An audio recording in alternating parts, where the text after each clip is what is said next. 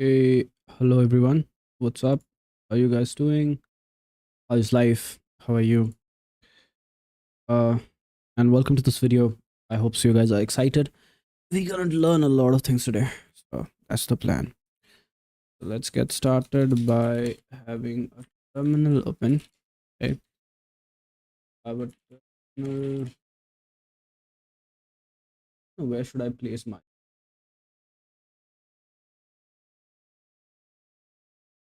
I think that's a good place. Okay. So what we'll do the first what we'll do the first is we'll go to projects and not like this. Let's go to the projects, right? We'll create a new folder called I don't know, uh ops stuff. I think they are ops stuff, maybe, I don't know, maybe. So we're gonna try this new editor today called called the it's called the Z editor. We're gonna try this. So we're gonna create, so there are a few things I want to actually try, so we're gonna try all those things. First, I think we already have done a video on Kafka.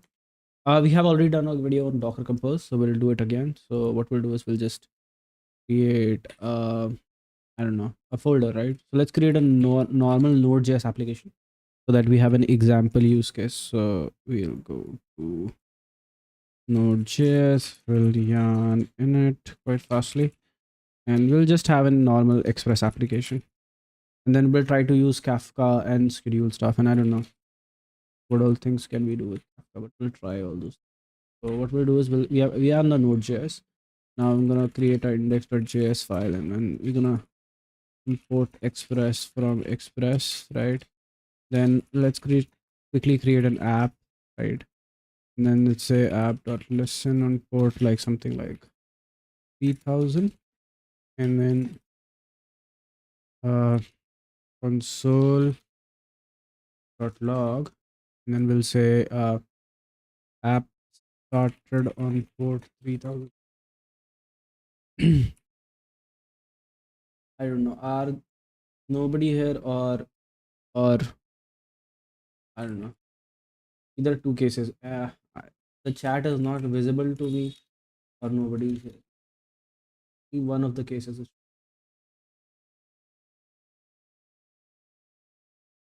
to go to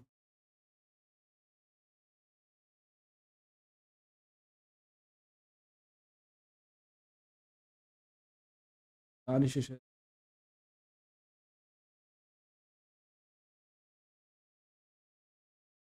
Danish, hi. Is it a good design future email? No, let's try. Uh, I'll be using this browser called Min browser. So let's see. Design wise, it's really good. Great, bro. Great design. No, I could code stuff. Designing is not my cup of tea, but still, like, this is really great. Looks like Shardzian. I don't know, how do you pronounce that? Shardzian, right? I hope so. Why can't I see my? Oh, okay. Great. Good design. Amazing. Good, bro. Good work. Okay, so let's continue our app. So we'll do like app.get, a simple, like, just a sample route, just so that we can test stuff. So we'll say request response, and then we can say response.send. We're gonna do message, this is working, so that means this is working. If we see this is working, that means this is working.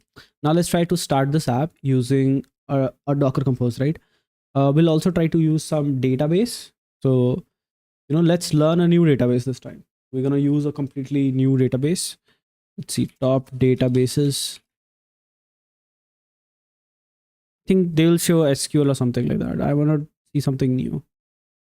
We try rethink DB. It's really cool. I think rethink DB. Yeah, this is cool. We can try rethink DB today. So we'll try to use this database, which is rethink DB today. So yeah, so let's create our compose file. So we'll say docker compose.yaml file. This is the compose file, and then we'll also open the documentation, docker compose docs, so that we can at least see how we can do stuff. Why docker compose, how docker compose work, install docker compose, quick start. I want to go to quick start, and then okay. So the first thing what we have to write is we have to write a docker file for our node.js application. So let's quickly do that. Right, this is my docker file. There will be a docker ignore file. I don't know, docker ignore. I think that's how you create docker ignore, right? I think so. I don't want you to copy node modules or yarn dot log. Maybe log file. It's kind of works. So let's search docker ignore. I don't know. Yeah, docker ignore. Dot doc. Oh, there's no dash in between. Okay. So we'll just rename this.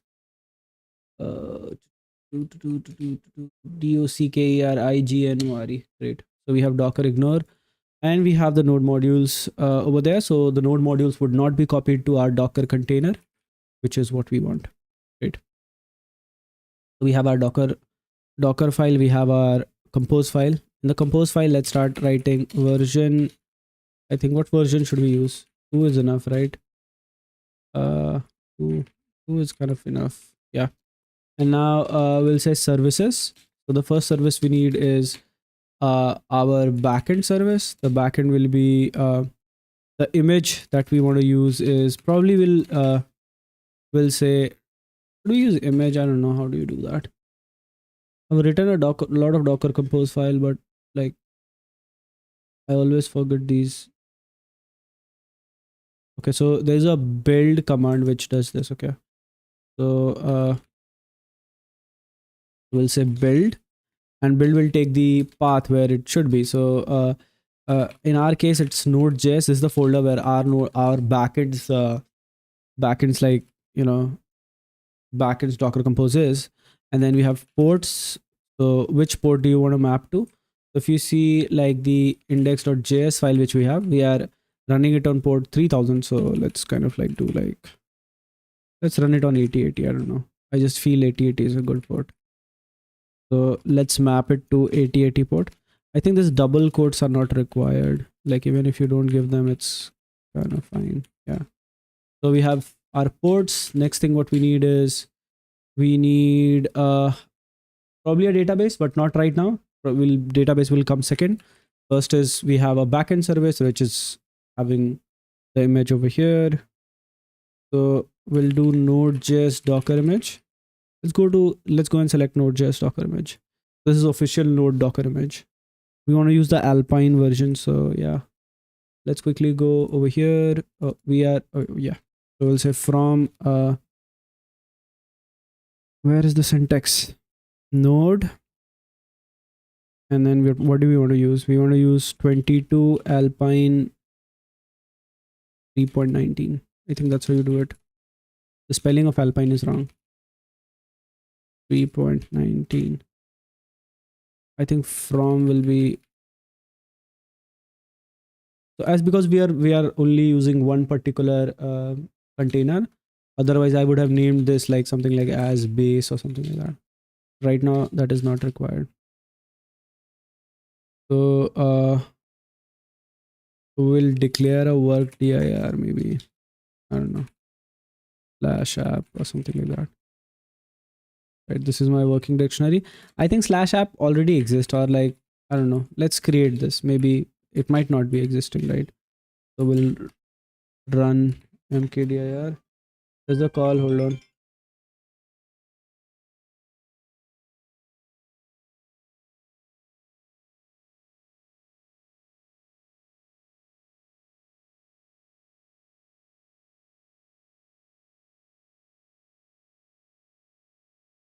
Okay, let's continue. So we have make mkdir and maybe app, right? So we have app, and then we can do that, but what do we want to do? Yeah, maybe we can copy the package JSON, and then we can do like a run yarn install. Technically, in production you do like CI or something like that. Let's go for yarn install right now, and then we'll copy everything, and then we'll say yarn and start. There's no yarn start command for us right now, so we'll have to kind of add that, like scripts, right? And then we'll have a start which will do node index.js, right? And then after this, what we can do is we can just say type, right? It will be a module, because it's not like we are not going to use this code on browser or something like that. The type will be module, right? So we have type module, we have script start. Did we close the script? I think so. Yes, we did. Yeah, there you go. So that's the start script. We can directly start the app, I guess. There's some issue with this. So let's try to run the start command. Console, the spelling of console is wrong. So let's quickly fix that. I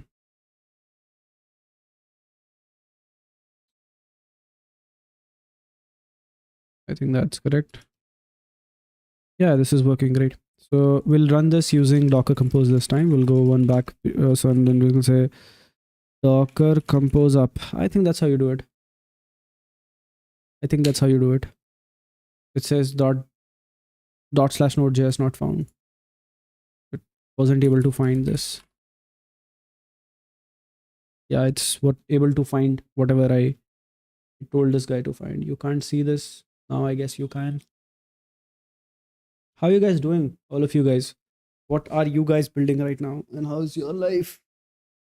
How is everything? Finally, summers are over and we are feeling great. So you can see, we have started our app quite successfully on port 3000 using our Docker, a very simple Docker Compose, right? So, this started our application and we were able to do all the stuff, which is great. So this is a very simple Docker file, and this is a very simple Docker Compose file. We'll increase the complexity a bit by bit. We'll add maybe Kafka, we'll add some database, we'll add some schedulers, and I don't know what shit comes along the way, but we'll add all those things, and we'll see how our system evolves, right? So yeah, if you are into that shit, just uh, yeah, be here. So we'll stop this. How can we stop this? We'll stop this by pressing Control C. This would have created everything which we need, which is great. We have a Docker Compose YAML file. Now what we'll do is we'll create, let's start with database. Let's increase the complexity like bit by bit. So I think what we decided was we were going to use Rethink DB, right? So we would need like rethinks, I guess. I think Redis is also something which we might need. So yeah, let's do. So we have a backend inside. So inside services, we have a backend, and then we have a build, and then we could have like another service called Redis. Inside Redis, we could have like, maybe Alpine version of Redis, something like that. That's a good example. And we can, I think 6379 is the default port of Redis. So yeah, so that's cool.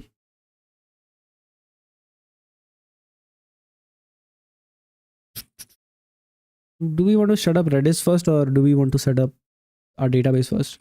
Maybe our database first. Maybe. I don't know. Rethink DB Docker.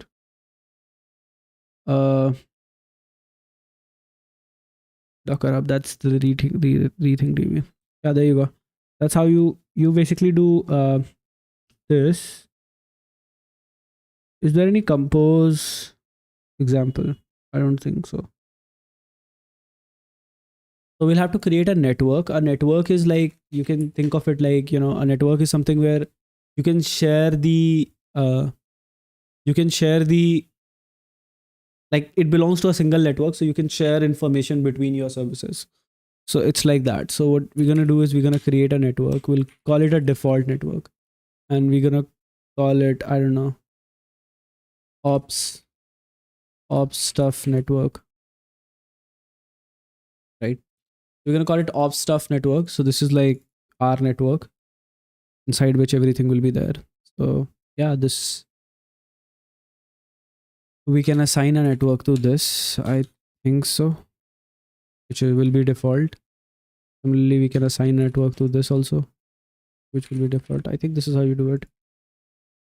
Compose network. Let's see, networking in Compose. So you just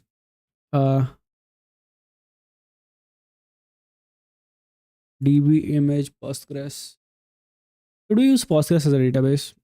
Yeah, I think Postgres is cool. So let's use Postgres as a database, right? So PG will be cool. Let's get rid of this as well. So we'll have our database. Yeah. So we'll call it. We'll have to have an image, and this is not MySQL. In my case, this will be sorry. Yeah, we can save this. So in my case, this will be Postgres, not 9.6 is the latest version that works. Or I could simply say latest. That would also work.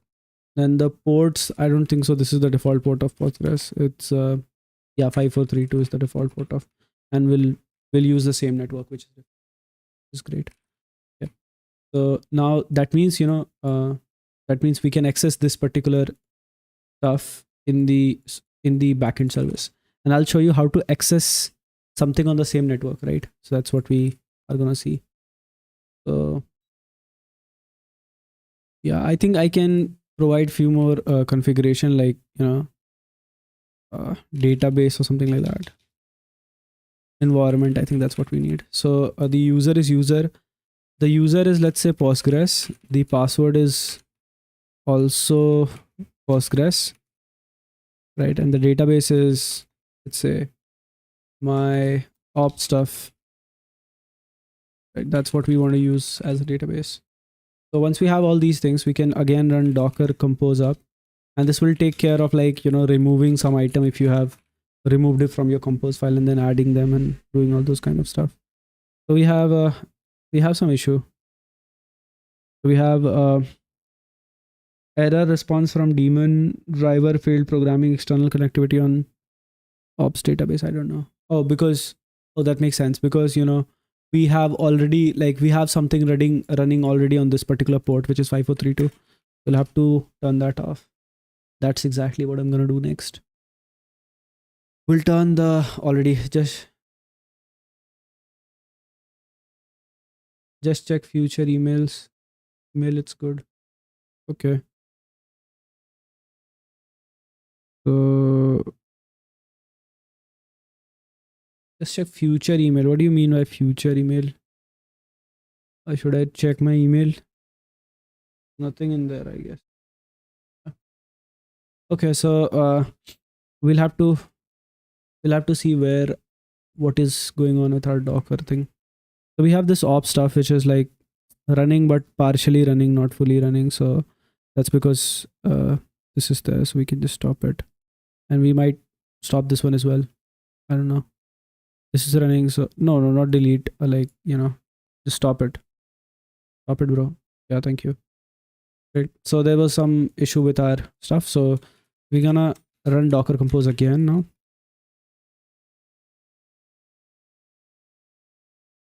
Great. Our database is ready. So our database is up and running, and also I think our backend server is up and running. So everything is like healthy. Everything is green. That's exactly what we want. Yash Tiwari. Hey Jay, this is Yash here. Hey Yash, what's up? How are you? It's been so long.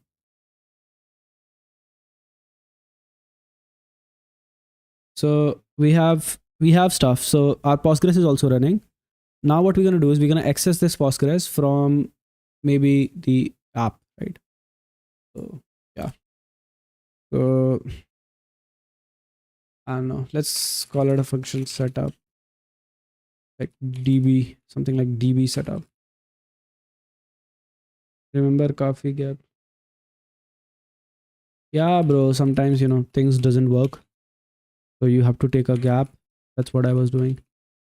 I was just, I don't know. I was busy with my own development, so I just took a gap. So what we're gonna do is we're gonna install this. We're gonna stop this, and we're gonna go to Node.js stuff, and then we're gonna simply install PG, which will help us kind of do Postgres stuff, right? And then we're gonna set this up quickly, and I'll show you how the URL changes with that. Yeah, so we're gonna see PG. I think we would need something called client from PG, right? Once you do that, and then you will say, I don't know, DB is equal to new client. I don't know we use new or not, I'm not sure. And then we have connection string that we can do like HTTP, I don't know, Postgres at the rate. There was some naming convention. There was some naming convention which I'm just forgetting. How do you use that? So network can be configured using static IP addresses by setting IPv4 addresses. Uh,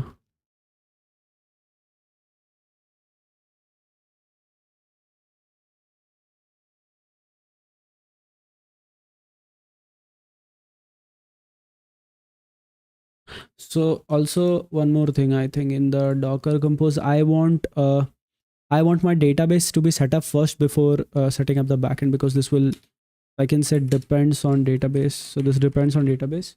Database has to be built first. That's first thing. And I don't remember how do you apps network is given name based on project name, which is okay. So I when you run Docker Compose of the following thing happen. A network called whatever default is created, the container created using web's configuration, it joins the Redux toolkit, which my React resources are good way to learn. Please help me. Can you help me, Jeff? Redux which with React, any resources are good way to. Why do you want to learn Redux in the first place? Don't learn that. Learn something like Zustand, bro. Like why? Like, is that a requirement of your company? That's the only case when you would like to learn something like Redux. Simple stuff. So you do like, okay, so instead of URL like localhost or something like that, what you do is you just use your service name. So for example, it's DB right here, right? So we'll use DB like that. So in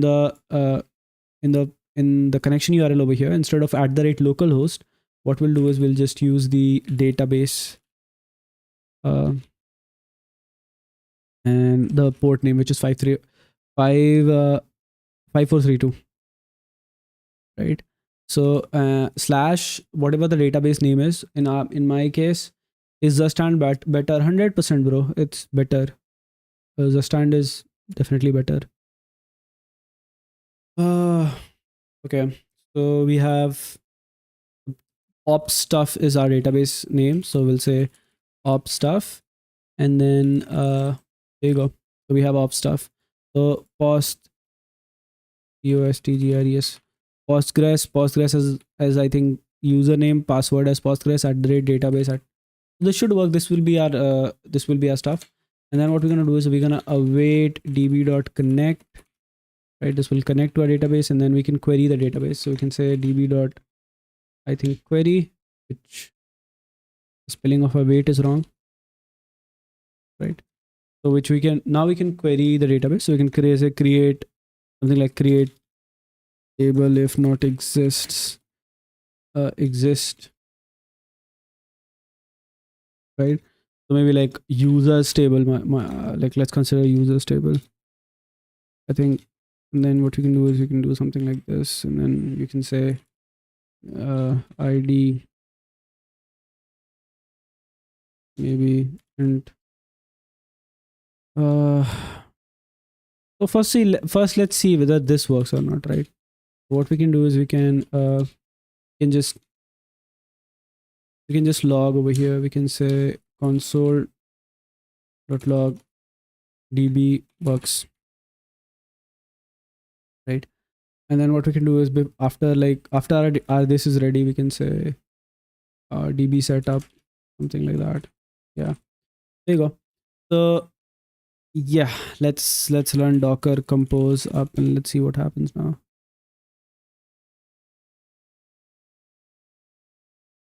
Wasn't able to connect or what? Like, was there a timeout or something? Database system is ready to accept connections. So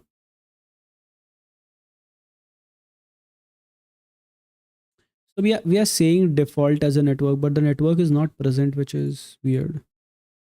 It shouldn't be the case. I think we should create a network.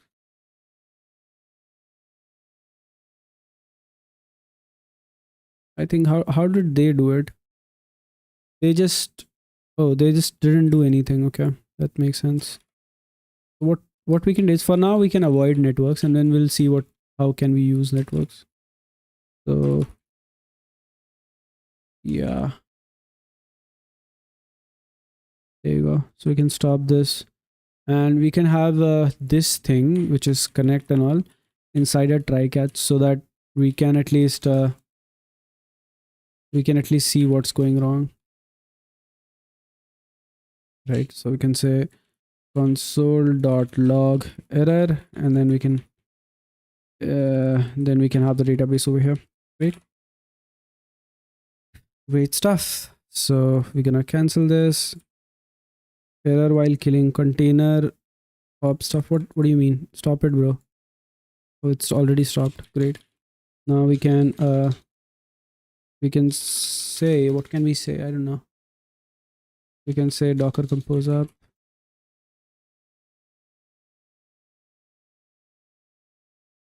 App started. We don't see it connected to database yet. Like db works over here. So we should have a db works thing over here. So yeah, let's see. Are we able to connect to this database? 5432. And neither the like error is being logged nor the other stuff. What's going on? Why is it not working? Okay.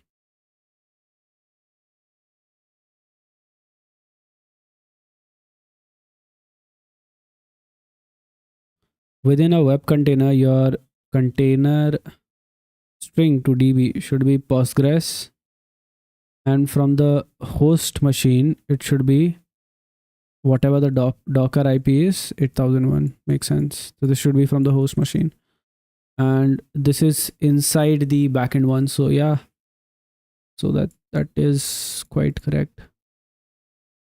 Why is it not accessible though? That's weird. We have app started on port 3000.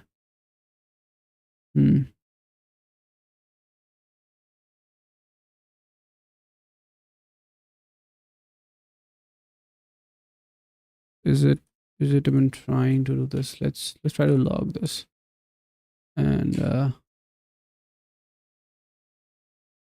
this is trying URL, let's say. And if I just paste this over here, what will happen?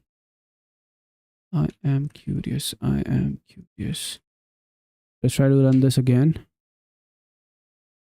I don't even see this, which is extremely weird. Instead of calling it over here, let's do a db setup directly over here. I mean, yeah, why not?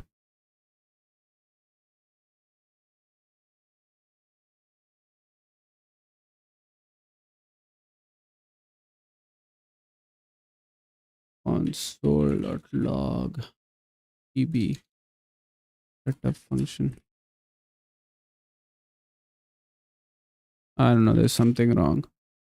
So for this to to fix this one, what we'll do is we'll just run this using docker compose, and then we're gonna open a new terminal, and we'll have this accessible under localhost.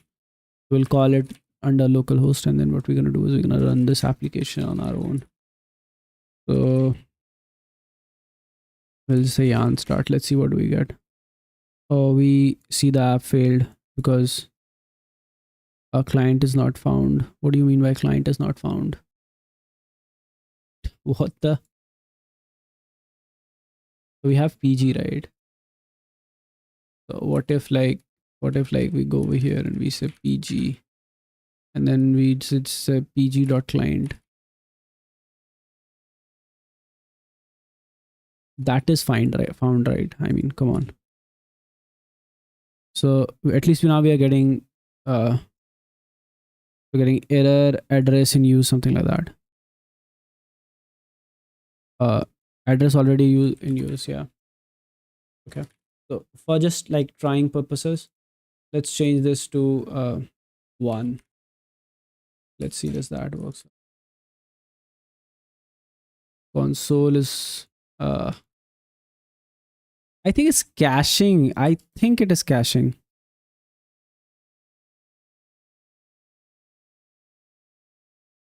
Yeah, DB works. Oh, that means DB works. Okay, great. So we'll replace this with 0 again. I mean, whatever like the port was. And we'll replace this with database again. So this localhost will be database again, right? So we'll stop this and we'll call it Docker compose down. I think not up, down, bro. Like, yeah, it's removed. Everything is removed. We are clean. We are good. Also, I want Docker compose up without any caching. So we'll see how do we do that. Docker compose up without caching.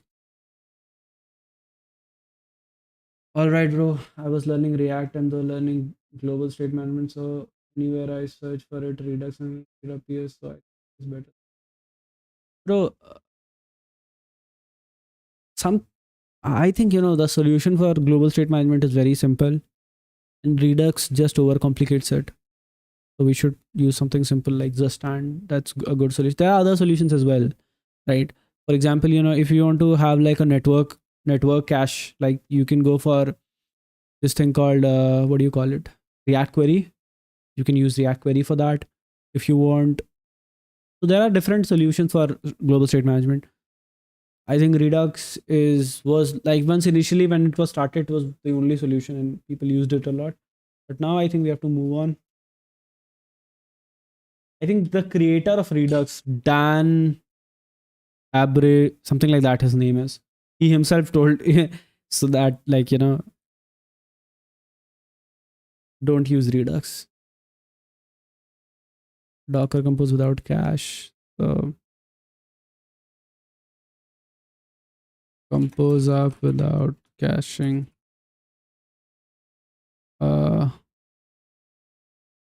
I think this is what we need, or maybe this is kind of fine. Yeah. So let's try to run this again. Okay, database seems to be pretty good. Now we have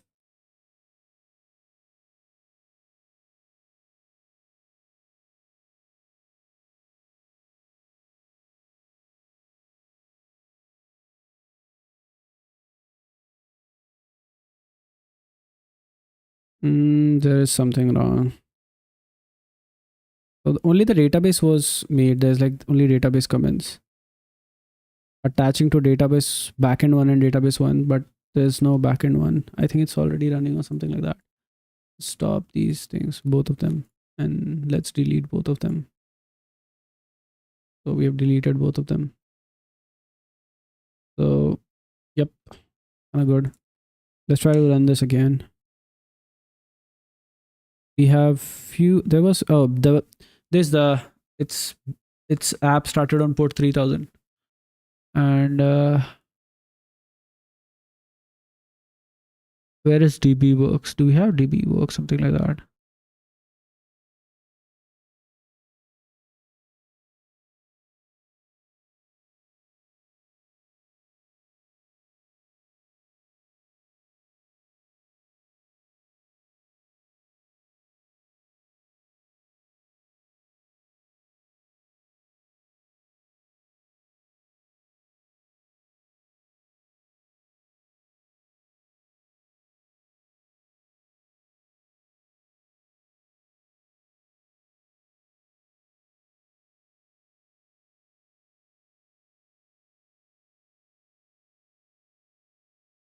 It's using some kind of cache. It's using cache, bro. It's using cache, which we don't want. We'll have to go to images and kind of like delete some of the images, I guess. Let's delete all of these. Back and build 4 months, 8 months, 7 months, 23 minutes ago. I think this is what we want to delete now. Because it is getting used. Where are you using this op stuff? I think this is where we are using it. We can delete that. We can go to images. Now we can delete this one. I think this will work. Yeah, great. We have deleted all those, and then force rebuild was something like which I actually wanted to do. Docker compose app build.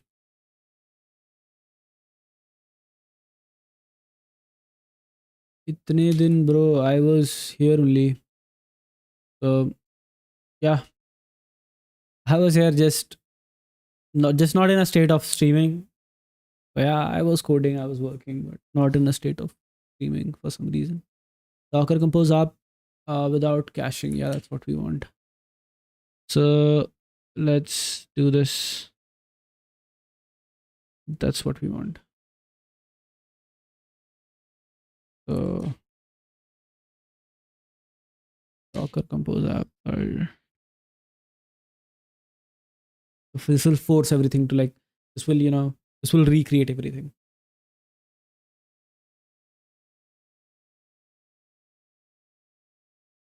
I have learned React, but I am confident that I make projects of my own. What should I do?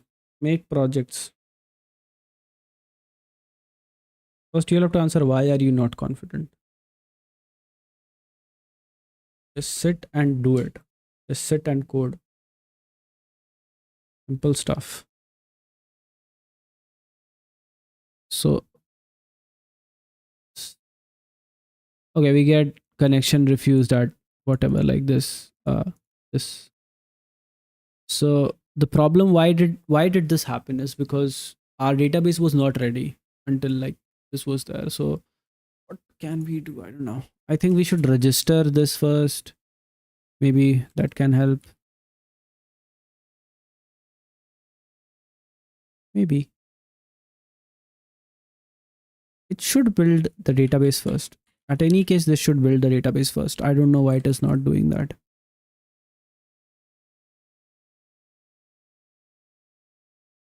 Oh, DB works. See, that works. The order in which you declare, hi, happy that you are back streaming new stuff, Arjun Krishna. Yeah, I'm doing a lot of DevOps stuff for some reason. So we'll do this for a while. So we have our DB working. You saw that how this works, right? So what you have to do is you have to use database instead of localhost when you actually want to access your other stuff inside a Docker container. So we were able to set up our database properly. We were able to set up all these things properly. Next, what we're gonna try is we're gonna try to have Kafka. But before Kafka, let's try to have some fun with Postgres maybe. So yeah. Should we use Prisma or something like that? Maybe, maybe not. I don't know. Let's not have Prisma. Let's do everything with PG. So, okay, this is working as intended. This is great. Hi, happy to see you, Deepesh Dev. Hey, Deepesh, what's up? How are you? I'm also happy to see you as well. We have, okay. So now what we're gonna do is we're gonna be trying to, like, we're gonna be trying to create a queue, which is going to be executed through this, which is going to be like the queue will be pushed from here, but will be executed in a new application which we'll be setting up, and we'll do all these using Kafka. So let's see how does that goes on. If you guys does not already know what Kafka is, here's what Kafka is. Kafka is like this. Any comments over Drizzle on Prisma? Bro, Drizzle is better. If you want to stay close to the SQL stuff. So it's the way of building queries using Drizzle is very close to how you would write actual SQL. But if you talk about Prisma, it's not, it doesn't, it does not resemble at all. Also, a lot of things which you can do with SQL, you can't do it in Prisma, but in Drizzle, all that is possible. You'll have to use the rock query in Prisma to do that, do those stuff. So like, yeah. So yeah, Drizzle is definitely better if you want to just stay close with SQL. If you absolutely hate SQL, stay with Prisma. Prisma is there for you. Yep. Let's get ahead. So I'll explain what a rough idea of what Kafka is, right?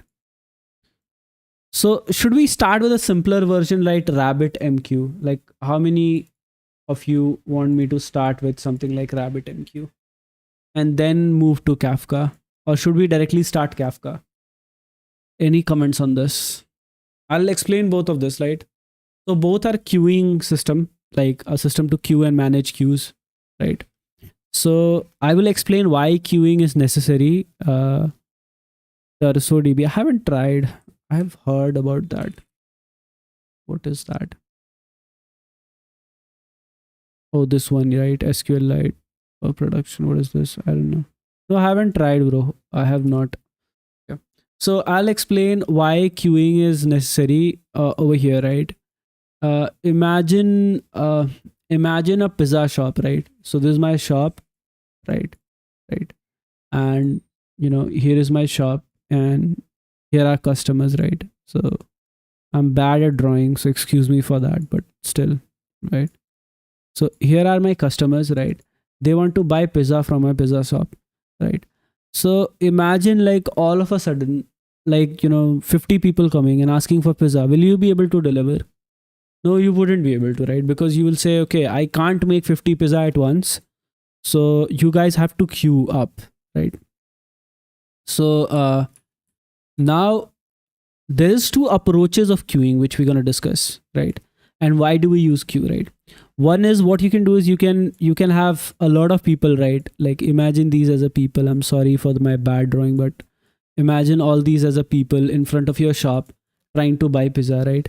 So they're just waiting, right? So a guy in the front, gave order and he's waiting for his pizza to be prepared. And once he's prepared, he take the pizza and go away. This is not a very good system, because all of these guys who are waiting will be so bored, they will probably leave and go back to home, right? And you'll have a loss because your pizzas are not sold, right?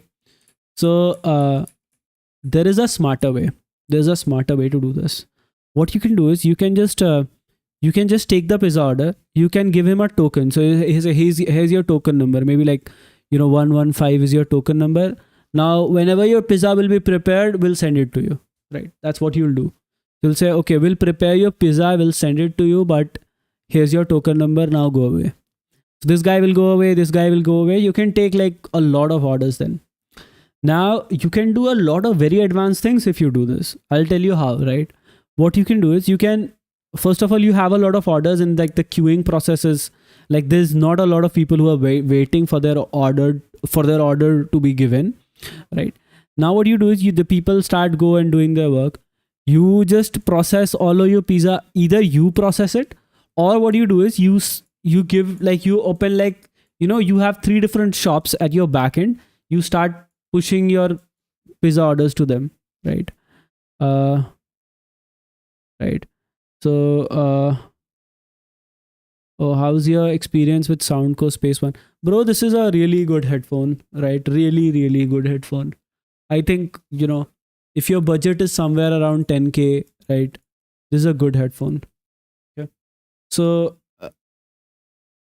I think it would sound something like Sony, I think MX400s. It would be that kind of okay. So what you do is you get all these orders, right? So now you have a lot of orders queued up. You can deploy like this in your like maybe 3 different pizza shops, which are not in a very popular area because they're not getting a lot of customers. So you can deploy them. They might prepare the pizza and then deliver them to the customers. So this is a way better experience for the customers as compared to like, you thinking like, everybody will be waiting. That's exactly how queuing works. So what you do is you just have a pizza shop, right? For example, in real world scenarios. For example, let's say there's a very long running task, right, which needs to be performed. What you do is you took a lot of requests, right, and you keep pushing it to a queue, right? So you have a queue, you keep pushing those tasks to a queue, and you might have like three different containers, right? All those containers might be listening to this queue, and they might be picking up task one by one. So this is way faster, right? Because there is three people, there is three containers doing your job, and they're resolving your queue one by one. This is a better solution, definitely. So, and also you could scale up or down this containers based on how many items do you have in your queue. Let's say there are thousands of items. Now you would need like maybe 10 different containers, right? You have just 5 items, you just need one container. You can do all those using something like Kafka, something like RabbitMQ. What is the difference? Kafka gives you a lot more control. They have a lot of other features along with this, but RabbitMQ also have a lot of feature, but not as much as compared to like Kafka, right? So, and Kafka could do a lot more than just queuing. It has a lot more of other stuff in its bucket, right? So yeah, this is it. So I have a question for you guys, right? What should we do? Should we start with RabbitMQ and then go to Kafka, or should we directly start with Kafka and we are advanced and we can learn Kafka directly? What should we do? What should be our approach?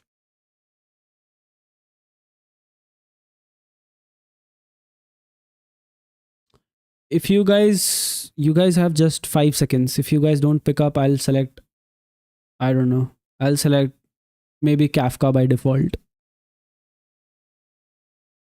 5 seconds, or let's say 10 seconds. 10, 9, 8, 7, 6, 5, 4, 3, 2, 1. Vote for RabbitMQ. 1 and 0. Okay, we'll do RabbitMQ because we have 1 vote for RabbitMQ. Okay, others didn't vote, so yeah, we'll go for RabbitMQ first. Oh, again another vote for RabbitMQ. Okay, so RabbitMQ is like a Java, kind of like it's built on Java. That doesn't matter for us, but still, like, that's, I would like to tell you that. So this is RabbitMQ, and I'll go to docs, and they have really good docs. So all of you guys want RabbitMQ, so let's do RabbitMQ. So they have a really good docs, really awesome docs for beginners if you are a beginner, right? So we have a hello world. So we'll do the hello world first, and then we'll go to working queues and pub sub and all those things, right? Routing, topic, RPCs. So let's go to hello world, right? And as we are using JavaScript, we'll select JavaScript, and there you go. So great, we have the hello world tutorial. Let's quickly set this up in our Docker Compose. So what we'll do is RabbitMQ Docker image. We'll search for RabbitMQ Docker image. Here we have the RabbitMQ Docker image. Now what we're gonna do is we're gonna be taking this RabbitMQ Docker image, and we'll just try to run this. So we have our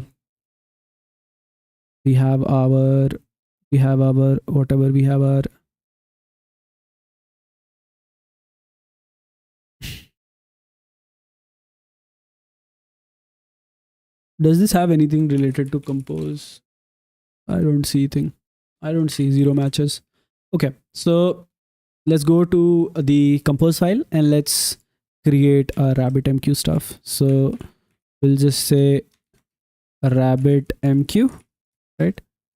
Yeah, that's what we want, right? So we have 2 ports, right? 15672 and 5672.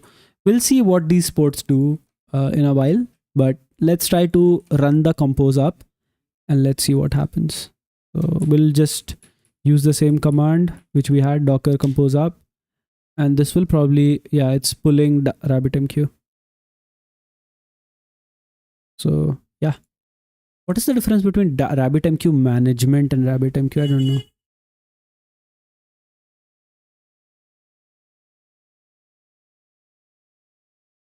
What are the versions available to us? How do we use this? I think we don't want RabbitMQ management. Hold on, we are using the wrong image, so we should refactor that. Let's look at it. Oh, it's management. It's the same thing. It's the same thing. So management plugin. There is a second set of tags provided to management plugin installed and enabled by default, which is oh, so if you install this RabbitMQ management, you also get like a dashboard. I think so. I'm not pretty sure on that so far, but I think you get a dashboard kind of thing. So that looks pretty much correct for us. Also, one more thing, our data, our backend. Now we have to declare this RabbitMQ first. So let's declare this first over here. Also, how many of you guys like have tried this Z editor? I find this really good as compared to VS Code and all. VS Code is also very good, right? And it's still evolving, and a lot of fixes are going on. Like, they don't have a Git stuff that I don't like, but it is really, really good. So yeah. So this also depends on RabbitMQ. So great. So we have a RabbitMQ thing going on. Let's say up, and right. So we'll try to go to this port, which is 15672, and we'll try to see what is there. We have a RabbitMQ stuff. Great. We have a dashboard. I guessed it. Maybe we need some environment. So yeah, that user and password will be kind of necessary. So we'll set down so that it kind of like removes everything. And we're gonna be saying up again. So we have RabbitMQ default user, default password, and great. So we'll just copy. I think this is ready. We'll refresh this once. Yeah, it's running. So we have this login. Great. We have everything. We have everything about our RabbitMQ, and we can see there are 0 connections, 0 channels. Everything is 0. There is no queues and streams. There is absolutely nothing going on right now. But we will push stuff, and we will be seeing it over here, right? Great. I like this one. Management is good. So RabbitMQ management gives you the dashboard. Only RabbitMQ. It's only RabbitMQ. Great. So the next thing what we're going to do is we're going to be using this RabbitMQ. So for that, what we'll do is we'll just we'll create like what is long running task? What could be the long running task for us? It could be, let's do the pizza thing only, but in a RabbitMQ fashion. So we can do app.get/rabbit, right? So maybe, I don't know, what should be the long running task for us? It's like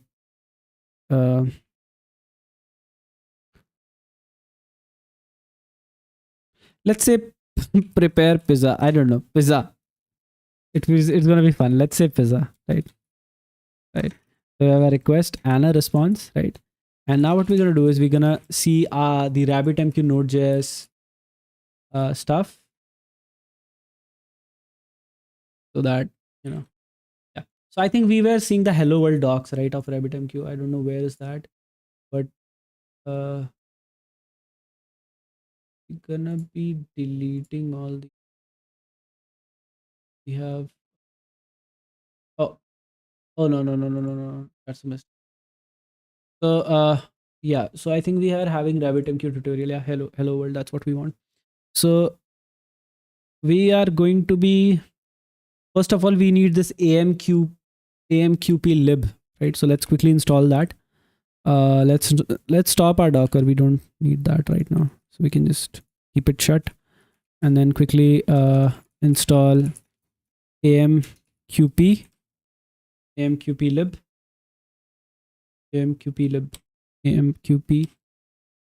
lib, right?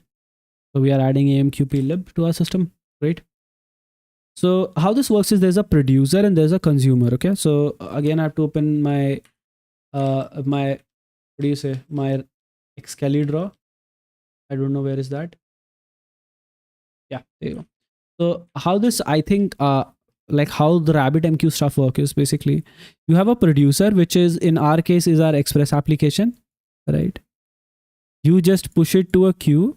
You say here's like a pizza preparation order, and then you have a consumer, right? So consumer is like who listens to the queue and acts on it and prepare the pizza. It's like the chef, right?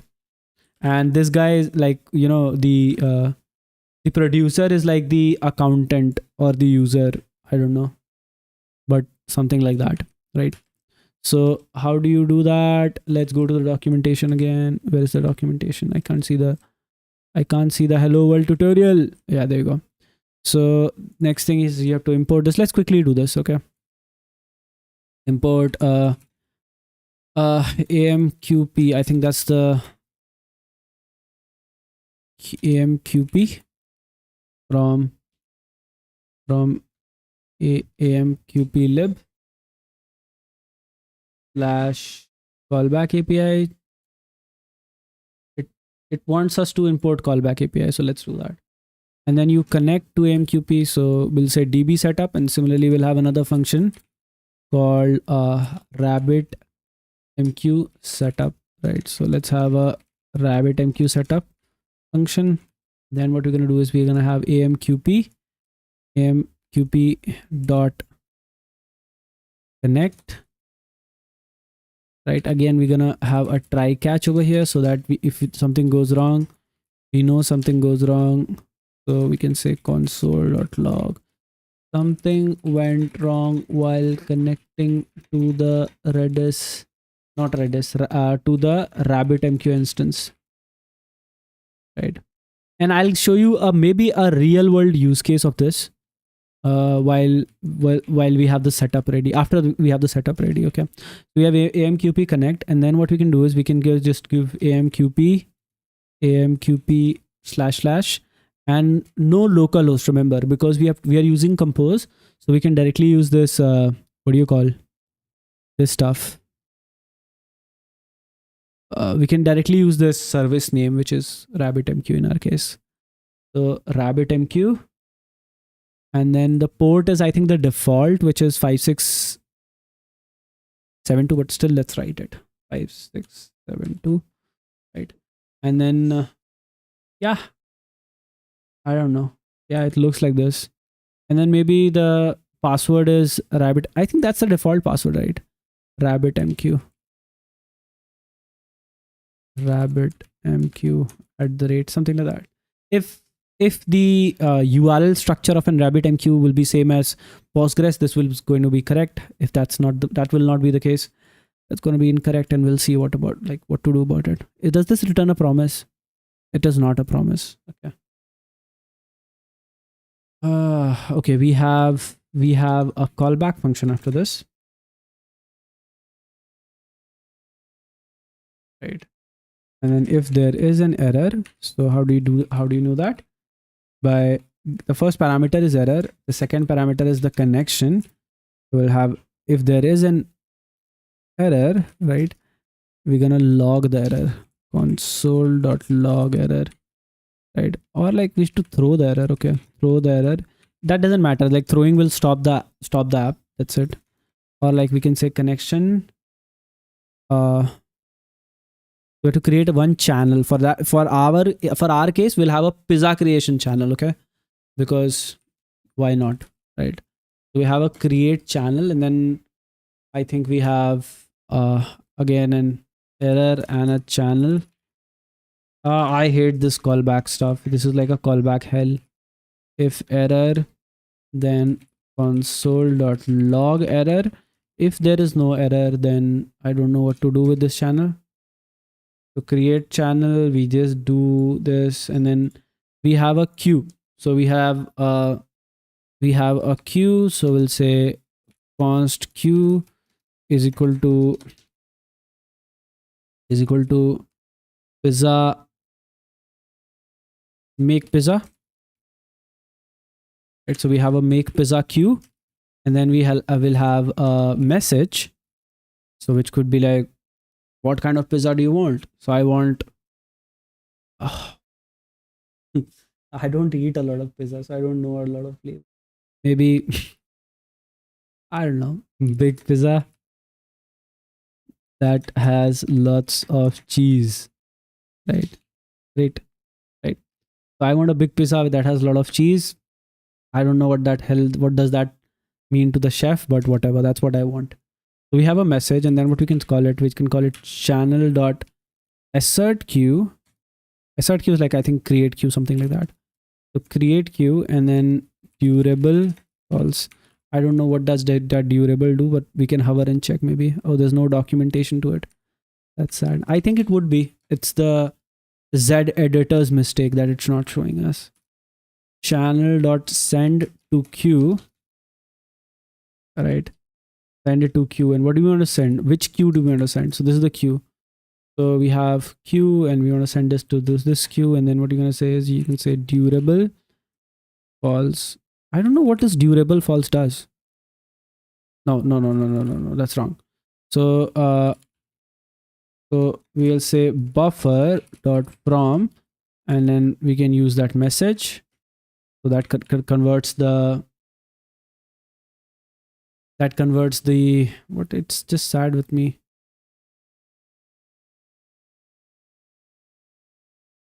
I don't know. Let's see. So that seems to be correct. And then we have console dot log. This works. I don't know. So we'll say so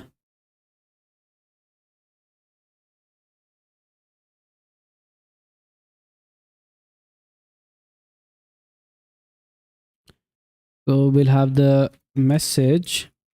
So this is the new note. Like, this is not a new notation, but this is how, like, this string will be replaced with whatever message which we send. I don't know why this buffer is giving us the error though. I think in the VS Code this will be more proper, but this is just this is just not happy with me. I think we'll have to use that force, whatever that command was. Yeah.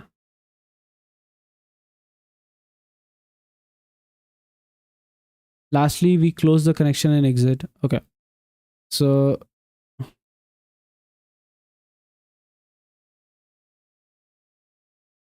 you forget a comma before buffer. Oh, I forget a comma before buffer. My headphone just died.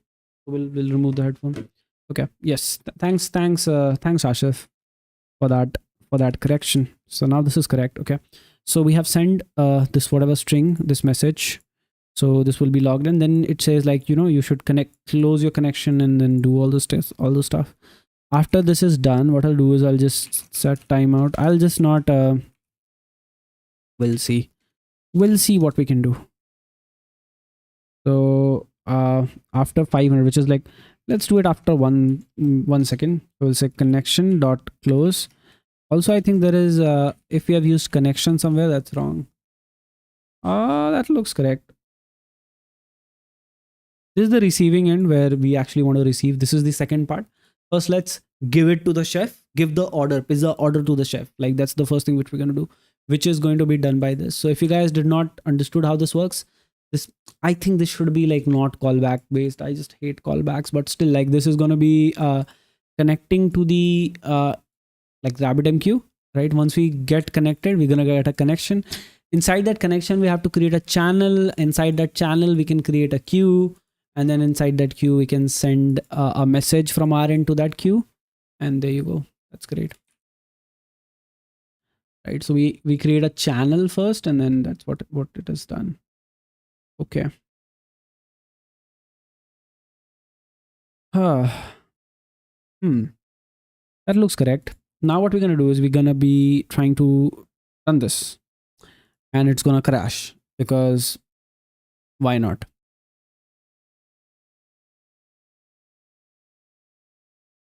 Right. So that looks about correct to me. Let's quickly go and run this. Let's see what happens. Right. We can say docker compose up.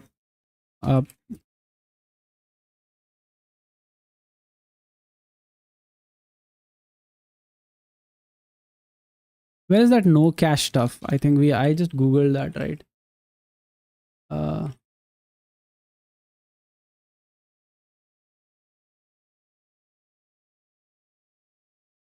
There you go. This is what we need.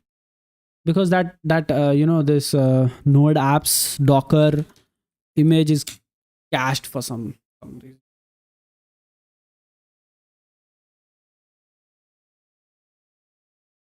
So we have run this particular stuff. Let's see what do we Uh, I think our RabbitMQ is ready. It's RabbitMQ. Okay. RabbitMQ is running 6497. Pretty good. Where is our application?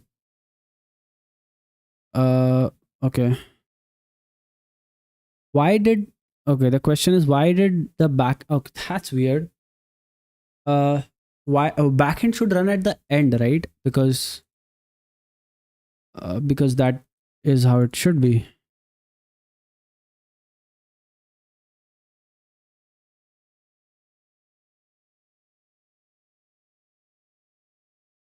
I mean,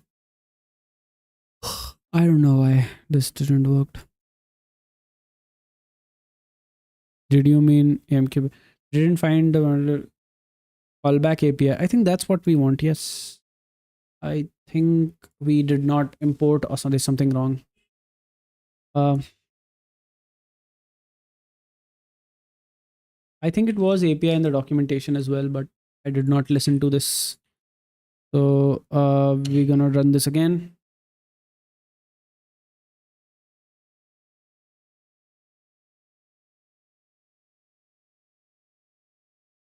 Did this run properly?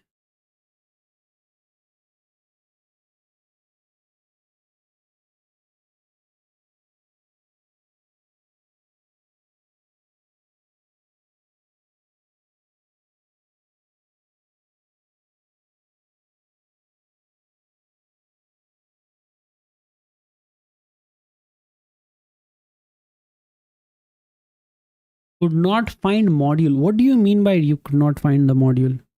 Okay, so now we're gonna do the same solution as we did before. We're gonna be suspending our database connection right now, so we don't because we already know that's working. We're gonna go to this and we're gonna change this to localhost this time. Wait, what the? Okay, this is correct. Localhost 5672. I think that's the port it is on. So 5672. That's pretty correct.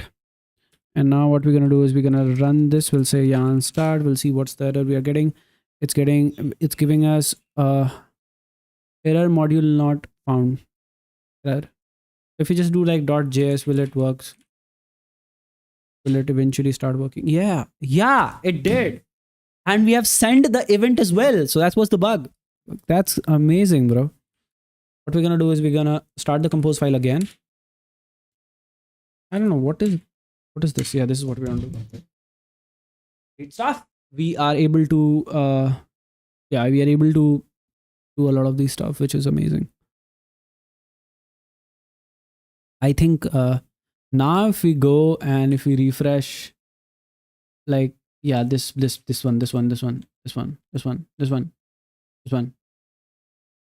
I don't know where we are. If we go and refresh, where is the RabbitMQ? We don't need this one. We don't need this one. This one is not required. Networking not required. Docker Compose not required. Skelly not required. Hello world is required. New tab not required. That's what we need. Okay, let's refresh this. Okay, so we have 7 exchanges, and what do we have? Do we have queues? Whatever this. I don't need this one. I just stop it. Admin. So we have an overview over here. File description, something like that. Could I see something over here? Come on. Queued message, currently idle. What do you mean by currently idle? I just send a message right now.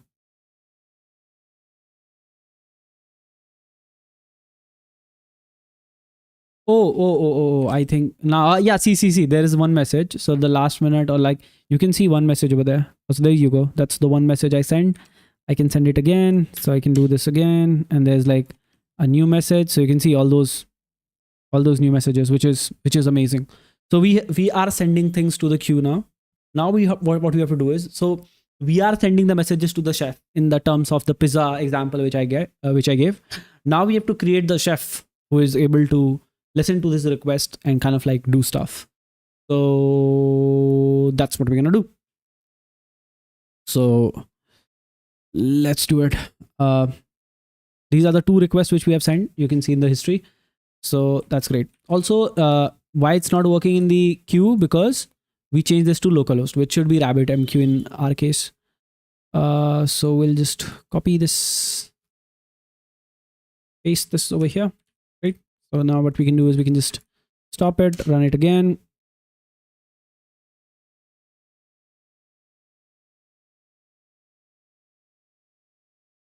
Right? Yep, it's ready.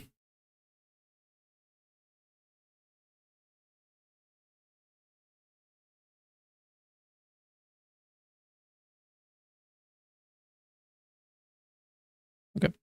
So let's listen to these requests now, right? So here what we're gonna do is, as you can see, we have pizza over here, right? So what we have to do is we have to somehow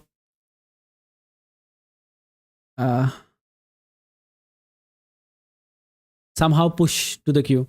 So we have a connection over here. That's what we need. I think it returns connection. I think so. Does it return a promise? No, it returns void, which is sad. So we'll say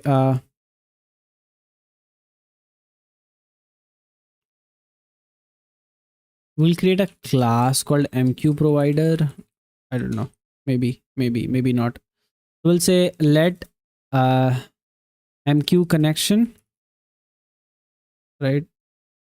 It's going to be undefined initially. I get it, but it's going to be null initially. But then what we're going to do is we're gonna have our channel over here. So we created the channel as well, right? So it's going to be maybe pizza channel,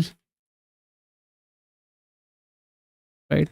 So we have the pizza channel. Now what we're going to do is we're going to, instead of doing all these over here, what we can do is we can just mark this as pizza channel is equal to channel, right? So now what will happen is the pizza channel will be the new channel, and we don't want to close this now. No closing is required now. And then what we can do is we can just use the pizza channel to do all those stuff. So all these stuff will be done over here.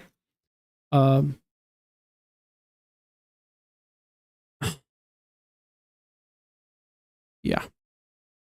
Also, I would like to have this as a post request also, right?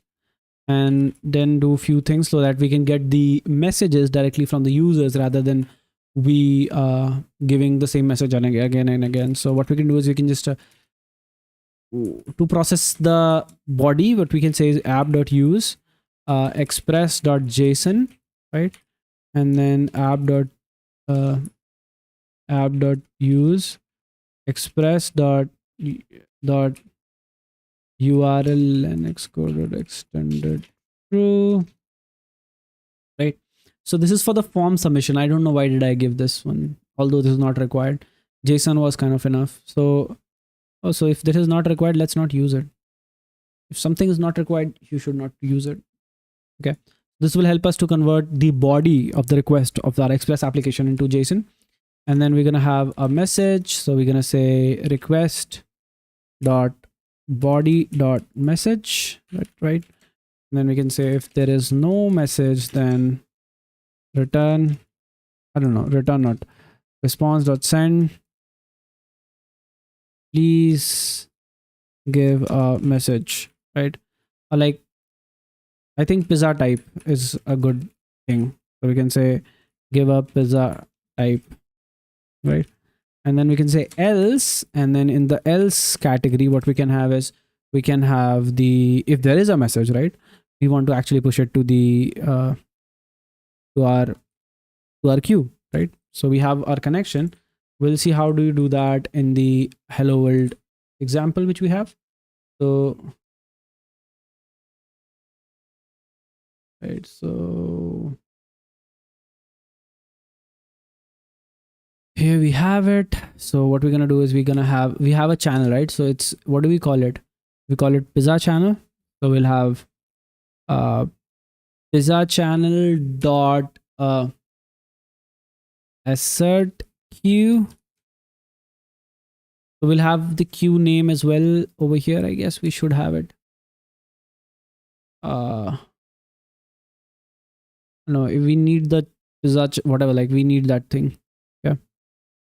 So we'll say assert Q Q U E U E Q U E U E Q, and then we're gonna give a queue name. So this will be a pizza queue, right? And then what we're gonna do is we gonna be saying durable false. I don't know what that does. We'll see in a while. We'll try to read a little bit about that. But for now, let's go with the flow. So we have pizza channel dot assert queue, and then what we can do is we can send this to the channel. So pizza channel dot send I don't know, send to queue. Also, I think this is just a one-time thing, like one-time recitation of all the queues which you're gonna have. So we can just put it over where we do this kind of stuff, right? So we're gonna do this. Instead of pizza channel, we can only have the channel over here, and we can say pizza queue. That's the queue which we want. So we could have a queue name. So we can say const queue name. So we can say pizza queue, right? And then what we can do is we can take the name, we can paste it over here.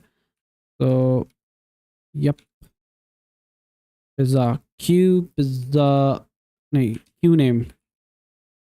Yep. And then what we can do is we can just take that queue name and use it over here. So send to queue, and then we can just say queue name, and then we can just, I don't know, we can just say buffer dot from your message, and then we can send, we can just log the stuff. So we can say console dot log pizza send to queue, and then type will be whatever the type is. Okay, so I think this should not be, the name shouldn't be message, this should be type, because this is type and like actually, right? So we can do that, and over here instead of message we can do type, and that's great. And now we can say rest.send message pizza send for preparation. Preparation DIO1, right? There you go. So we have the RabbitMQ stuff there, and I think this will send our pizza for the preparation this time. Let's see. It's raining right now. Really raining. Let me turn off now. Okay, great. So now what we're gonna do is we're gonna test this. For testing this, what we're gonna do is we're gonna change this to localhost, right? So because we just want to test this, right? Right. So we're gonna say node index.js. Everything looks great. I think just this is my thinking that once we do this, the channel has not closed now. Okay, that's also an issue. How do we maybe the channel dies or something? I don't know. Over here we can just say console.log rabbit mq setup complete, right? And then what we can do is we can just run this over here. It says rabbit mq setup complete. That means rabbit mq setup has been completed. So that means we can send stuff to the queue. And for that, what we're gonna do is we're gonna see this this stuff over here. So we should see some movements on this graph when we push stuff. So we're gonna have our API dog. That's the new application I found for testing APIs. Stop it. Okay. You can say local host 8080 is my port, I guess. 8080 slash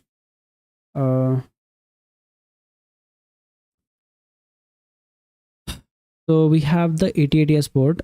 We have 8080 as port. I don't know why am I logging 3000. That's stupid. So we have 8080 as port, and then slash pizza on the post type. Okay. Slash pizza and we're gonna make a post type request, and we're gonna have a body which is going to be JSON, and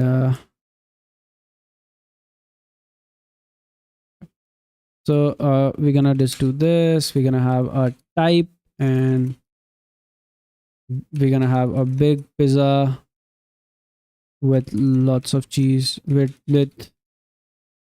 I don't know, just a big pizza. Okay, and let's send the request. Pizza give a please give a pizza type. What the hell do you mean? I just gave a pizza type. How dare you call me that? Let's try to fix this. So, oh, we are opening the VS Code, which we should not. We should open the Zedata. Yeah, there you go. So we have the pizza sent to queue, and we have the pizza sent for preparation and all. That is good.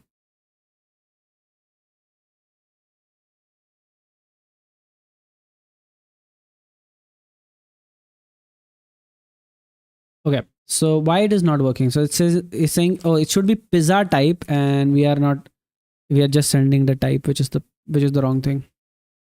Pizza sent for preparation, and we should see a spike over here, I guess. We should see a spike over here. Come on, one connection. It's saying one connection is there, which is this connection, which is right now running. So which is great, and we can see there is one message, right? So if I send this a lot many times, you'll see a lot of other messages going in very over there, right? So we are sending the stuff to the, and I think even in the logs, so you can see, this there's a big jump, there's a spike because we are pushing a lot of things to the queue, which is great. So what we're gonna do is we're gonna go to our browser, and we're gonna see what console logs do we have. I think we just, you can see pizza sent to queue, pizza, try big pizza. So that's the pizza type. Now we're gonna consume all these pizza in a consumer. So for that, we're gonna create a new node application. So all these, we will be following the concept of microservices now, and we're gonna have like our application built into small pieces, not a monolith, right? So we're gonna have a queue consumer, right? We have a queue consumer, and we're gonna create some files over here. So let's create a new tab, new terminal, and then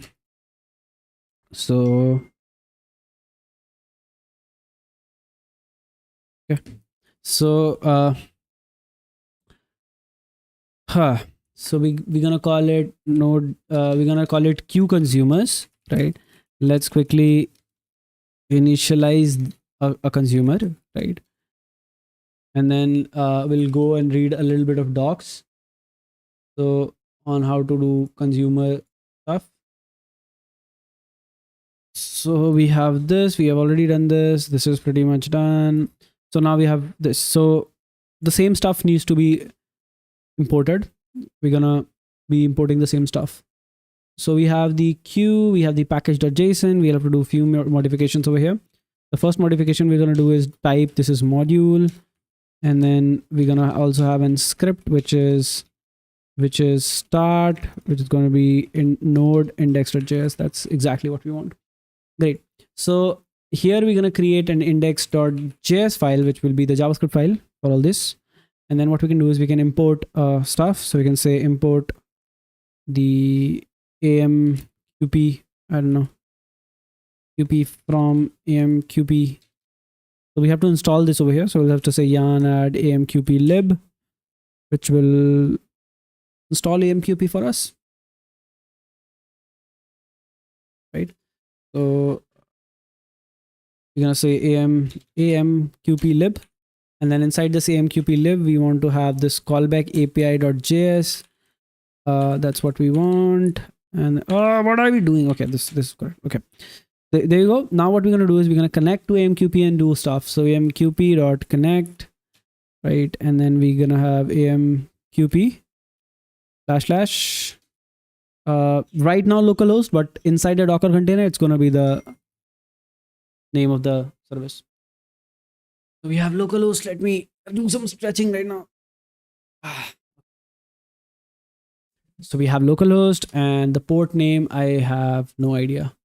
We can just copy the same URL stuff from there. I think a lot of this code is quite the same. So we can just copy the entire thing maybe. So we're gonna be having something like this. So we have the connection, we have the connection. Once we have the connection, what we have to do is we have to say if there is an error, we're gonna throw the error. And then what we're gonna do is we're gonna say connection dot create channel. Oh, so the error is, oh, that's why they're using 1, 2, because it's a callback hell. Error 2. I think this library is very, very old. That's why this is still using these channels, these callback shit. I think they, if this was like actively maintained or something, they would have definitely switched to something like promises or something like that. So we have error 2, which is while creating the channel. So if we have error 2 in our case, we'll again throw that error, right? And then we'll have the same queue. So the queue name should be same, which is important for us. But rest of the things is kind of fine. The queue name, which is this, should be the same, right? So we'll go to the consumer. We'll just paste the queue name from the producer. And now what we can do is we can go over here and we can say channel, right, dot assert queue, whatever the queue name is, and durable false. I have no idea what assert queue does, which we are gonna be doing some research on, but let's have it working. So we're gonna log console.log waiting for someone to give pizza orders. So this is our chef. So pizza orders, right? So our pizza order is going to come over here. So what we're going to say is channel.consume. We're going to consume that queue, which is the queue name. On this queue, if there is any message, so we'll say log, which is console dot log new pizza order. Pizza is of order type. We're gonna have like %s, and then this is gonna be a message. So we're gonna log which type of pizza do we have to prepare, and then yeah, and then what we're gonna do is we're gonna be saying so no AC. So we can say no ACK, which is no acknowledgement, and we're gonna set it to true, and we'll see what happens. Okay, great. So we have the consumer. I think all of you guys who are watching right now, how many of you are still watching, and how many of you understood what I did so far? How many of you does everything what I did make sense? Right? I just created a publisher which can publish events to a RabbitMQ. I just created a consumer which can consume from a queue, right? So which can listen to all the changes in the queue. So yeah, that's all what I did right now. So yep. Let's quickly run this consumer, right? We'll go to consumer quickly. Like, I don't know, what is the name? It's called queue consumer. We are already there. Okay. We're gonna say yarn start. I don't know how much successful there. Oh, you can see, we have fulfilled all the previous pizza orders, right? So we had a pizza order over here. We have a pizza order over here, and all these things. And if you're thinking, why is this, field property content and all those things are coming? Because this is of buffer type. This is not string type, right? So what we have to do is, instead of this, we have to do string dot from.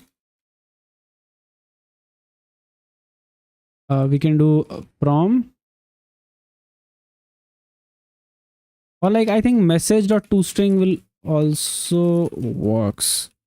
Not sure, but should work. Maybe should work. String dot from should also work. I don't know. Let's try to restart this, and let's try to push a new stuff. So waiting for the pizza orders. Let's push pizza orders from our this, which is from our API. You can say, oh, it's giving object. So that's also wrong. So we cannot do string. We'll have to do maybe string dot from message. Yeah, it should work. I don't know. This should work. So right, so what we're gonna do is we're gonna stop this, start this again, and then send a message. It just said, get lost. That's not a function.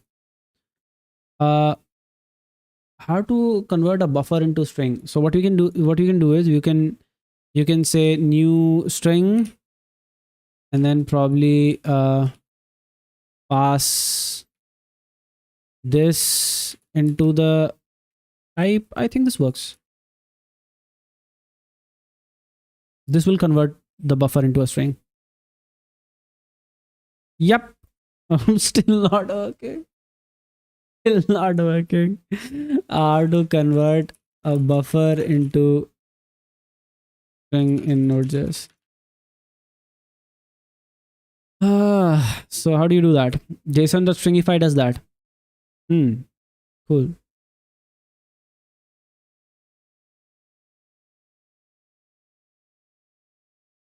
Oh, so you have to do like just the buffer, whatever. So we have a buffer, and then you can say UTF-8. Okay, so that works. So the toString UTF-8 works. Okay, that works, bro. That works. You have to just do. You have to do like message.toString, and then UTF-8 is the encoding which we want to use. That should solve our issue. Great. So now we should have our problem fixed, and we should have our pizza orders coming over here to our chef properly. Again, object. No, bro. No. How can you do that? Oh, it's the data. Okay, so we need the data. That's more of important for us.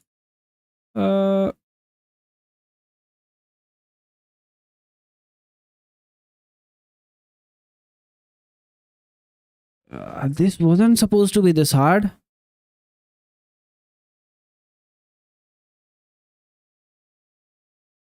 Okay, let's try to do this over here first. So we're gonna enter node, then we're gonna have a string. So we're gonna say let a is equal to this is my string, right? So we're gonna convert this to a buffer. So we'll say buff is equal to buffer dot from maybe a. So we're gonna have a buffer. So if you log a buffer, that's a buffer, and then we can say buffer dot to string. Yeah. Oh, that directly works. So toString directly works. So dot data dot toString. Maybe what is the type of this? AMQP message. I think in the hello world example, they must have given something for that.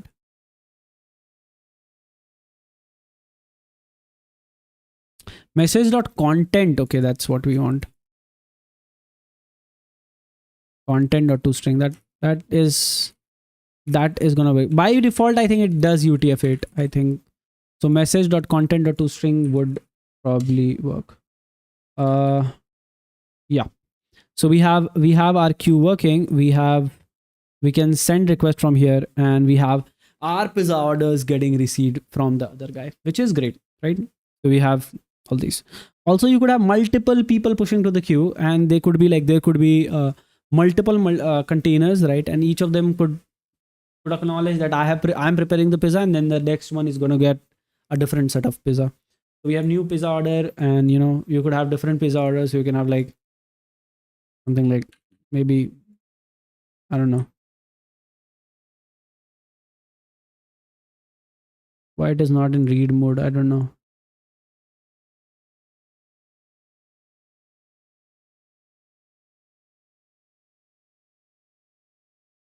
Why can't we did this? I don't know. Cannot. Why it isn't read only mode? I don't want this to be in read only mode. Pretty message raw cookies. I don't know, but we did successfully send the pizza orders. That's how RabbitMQ works. And let's continue to that's how RabbitMQ works basically. Let's continue to make other stuff. Let's see what else is there in RabbitMQ. Let's explore RabbitMQ a little bit more. So we have the queues, and you can do all these things. let's see what do we have in the management. Yeah, that's cool. That's the connection. That's what it is happening. That's the overview. This node, all nodes. We have no. So we have connection. We have this connection open. The client. You can see all those properties. We can. Great. So post close will close the connection. We have channels, which is this, and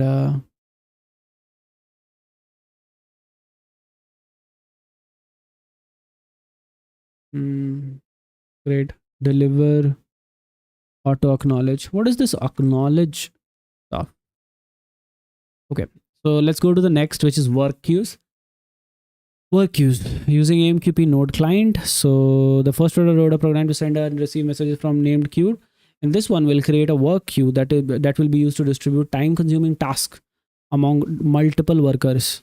The main idea behind work queues is aka task queues to avoid doing the resource enter immediately and having to wait for it to complete. That's exactly what we did.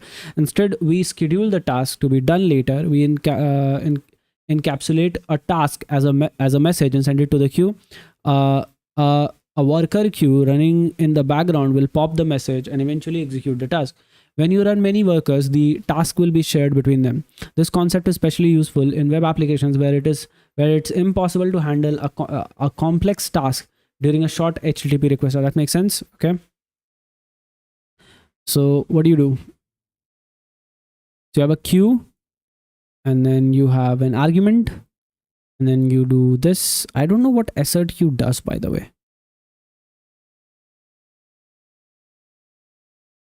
Oh, so okay. So this is like, okay, so this makes sure that, oh, this is what it does.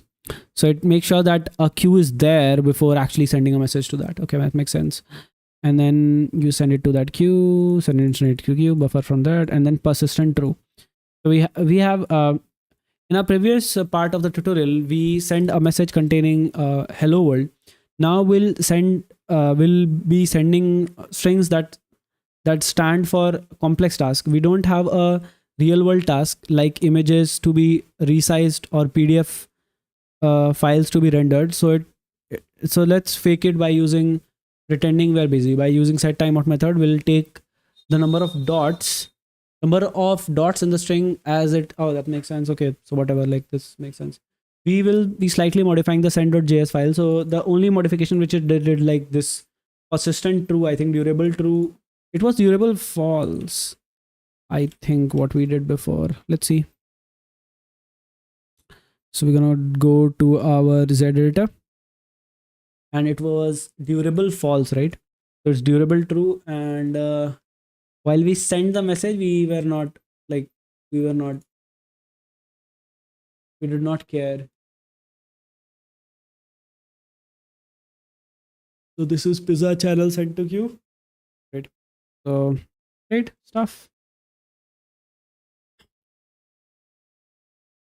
Now channel sent to queue, persistent true. We will slide modification. Okay. So our old receive.js also requires some changes. It needs to take a second of work for every dot in what. So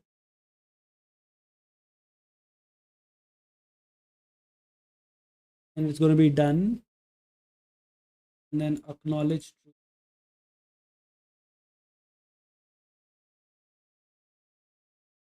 Automatic acknowledgement mode. See doc/confirms for more details. So let's go to doc/confirms to more details.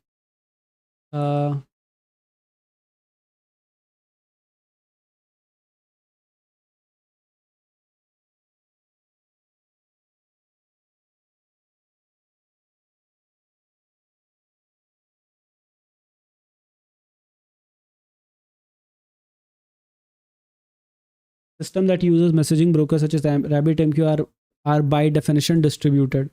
Since protocols method messages sent are not guaranteed to reach the peer or be successful processed by it. Both publishers and consumers need a mechanism for delivery and processing the confirmation. Several messaging protocols supported by RabbitMQ provide such features. This guide covers the features in AMQP 019, whatever that means. Delivery processing acknowledgements from the consumer to RabbitMQs are known as acknowledgements in the messaging protocol. Broker acknowledgement to publishers are protocol called publisher confirms whatever. What delivery processing acknowledgements from consumer? Delivery processing acknowledgement from consumer to RabbitMQs are known as acknowledgements in the messaging protocol. And then broker acknowledgement to the publishers are called publisher confirms. So there's two confirms. One is like acknowledgement, which is like, okay, I received the task. Another one is publisher confirms, which is okay, the task is done, something like that. I think both features build on the same idea and are inspired by TCP. This is like inspired by TCP. Okay, these are essential for reliable delivery both from publisher to RabbitMQ nodes and from RabbitMQ nodes to the consumer. In other words, they are essential for data safety, for which applications are responsible as much as RabbitMQ nodes are. Okay. Are publisher confirms related to the consumer delivery acknowledgement? What do you mean? Are publisher confirms related to consumer delivery acknowledgement? Yes. Is that true? Let's see. Publisher confirms and consumer delivery acknowledgements are very similar features that solve similar problem in delivery context. Consumer acknowledgements, as the name suggests, covers RabbitMQ communication with consumers. Publisher confirms covers publisher communication with RabbitMQ. The two features, however, are entirely orthogonal and aware of each other. Publisher confirms are not aware of the consumer. Okay. And they only cover publisher's interaction with the node it is connected to and the queue. Okay.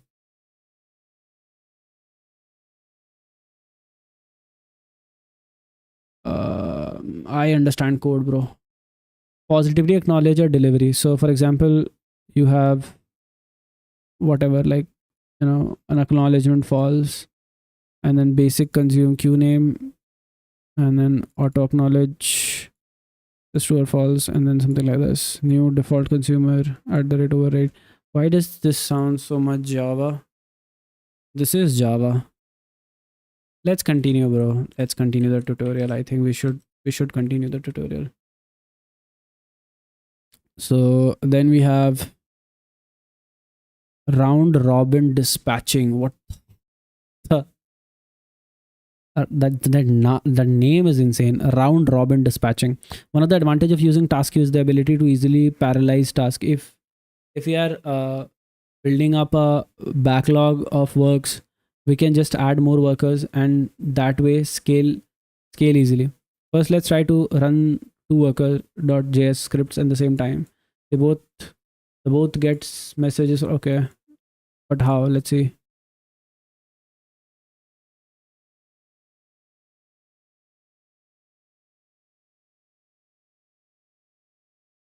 Okay.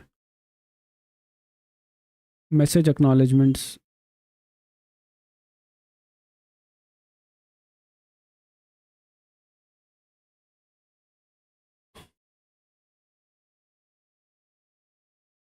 Pair dispatch.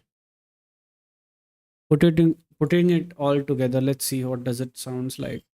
So what do? You just create a channel. You do all those things. You have the class, whatever. Like this is the message you have, and then you assert send to queue, and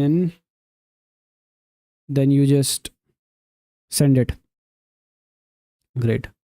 And then you say persistent true. Send. And then in our worker.js, what do? You just say, what do? You waiting for the message, and then you just consume in the which queue are you consuming, and then you say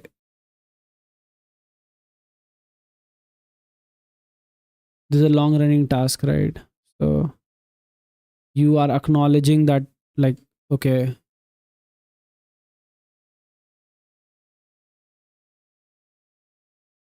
so after a second or something, this will acknowledge.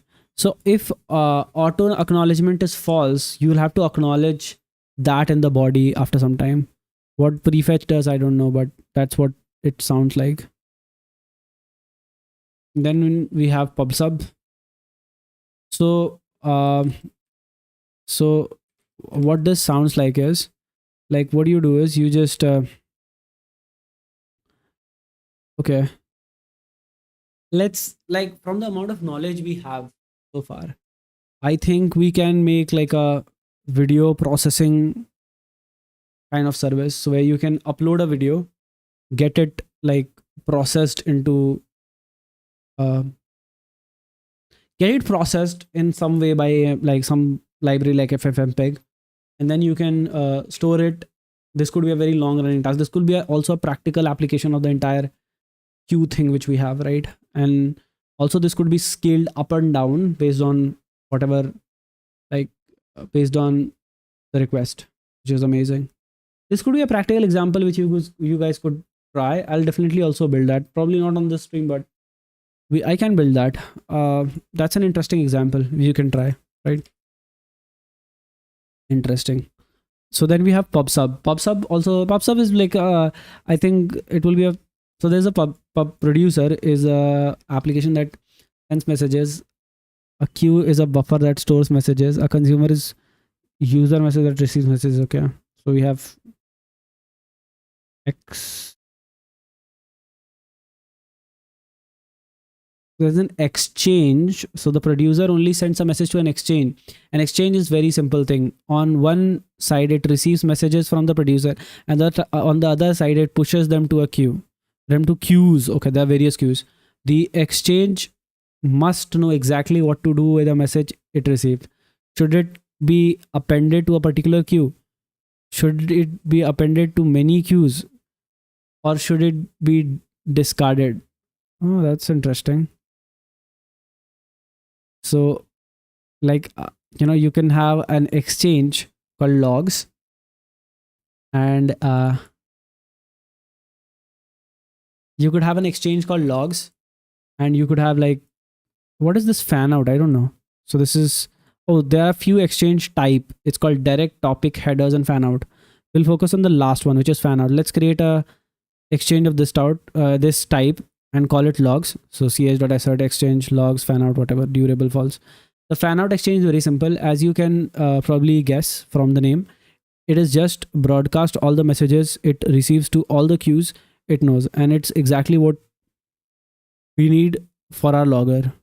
So okay, so fan out is like it will push to every queue which is there. So for example, I'll explain you how the pubsub of an RabbitMQ works. Okay, as per my understanding, as per what I have read right now. So what it does is you have a producer, and then you have kind of like a exchange, right? You have an exchange, right? And there could be multiple queues, right? So because for like there could be multiple queues which is connected to this, right? There could be multiple queues, and you might want to do several things. For example, the example given in the documentation was logs, right? So for example, if you use this strategy, which is fan out, which is given over here, I think this was this is not what we want. We RabbitMQ docs.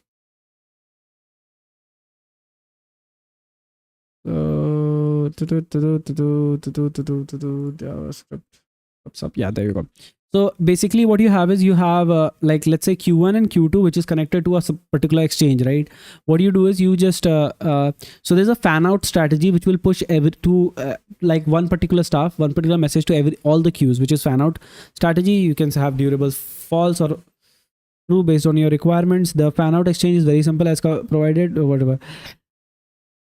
Okay.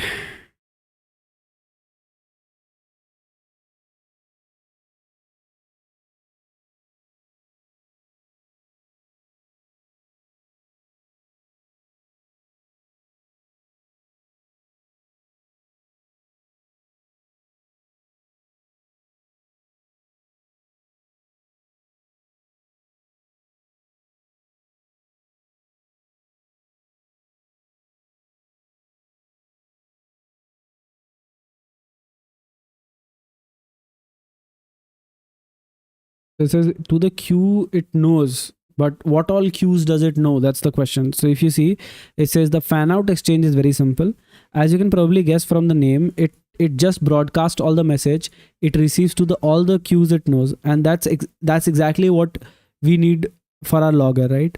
But it says it receives to all the queues which it knows. So how do you define which queues doesn't your exchange knows? That's a question which I have. Temporary queue, as you may remember, previously we were using queues that had specific names like hello and task queue. Being able to name a queue was crucial for us. We needed to point the workers to, okay,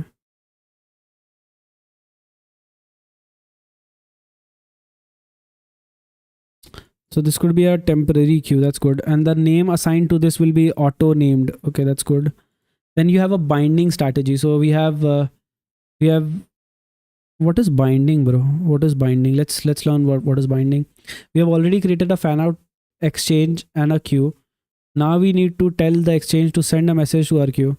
That our relationship between exchange and queue is called binding. Oh, the relationship between and a queue. Also, so that's the thing which I was saying, right? How does a exchange know what queues, known queues, what its known queues are, right? So that's the process of making it aware of some queue is called binding. I think so. So you have channel.bind queue name logs. So whatever the queue name is, and then this will bind that queue. Okay.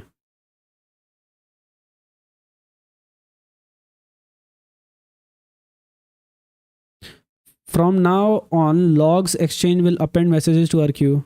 Okay, that's cool.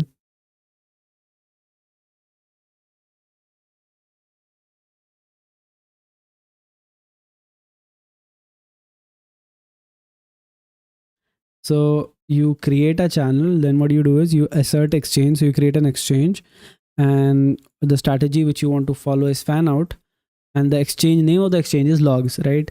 Then what you do is you should bind, right? Where is the bind thing? So channel.publish. So we have exchange to this exchange, and then so exchange is very simple. If you use exchange with fan out, it's like grouping all your queues into one and pushing like to all of them at once. I think that's what it sounds like. As you see, after establishing the connection was declared, the exchange. This step is necessary for publishing to a non-existing exchange and is forbidden. The message will be lost if no queue is bound to the exchange yet. But the message will be lost. Okay, but that's okay for us. If no consumer is listening yet, we can safely discard the message. Makes sense. Receive. So in the receive, what we do is we just take that, we make sure that, assert exchange is basically exchange should exist, right? So we say, okay, so if this exchange exists, then that's correct. And then we say assert queue. So there's like this auto queue should exist. So if you give empty as a message, it auto names the queue, and then exclusive true, and then the function is error or queue, and then this creates a queue waiting for the message, whatever on this, and then you bind that with this. Great.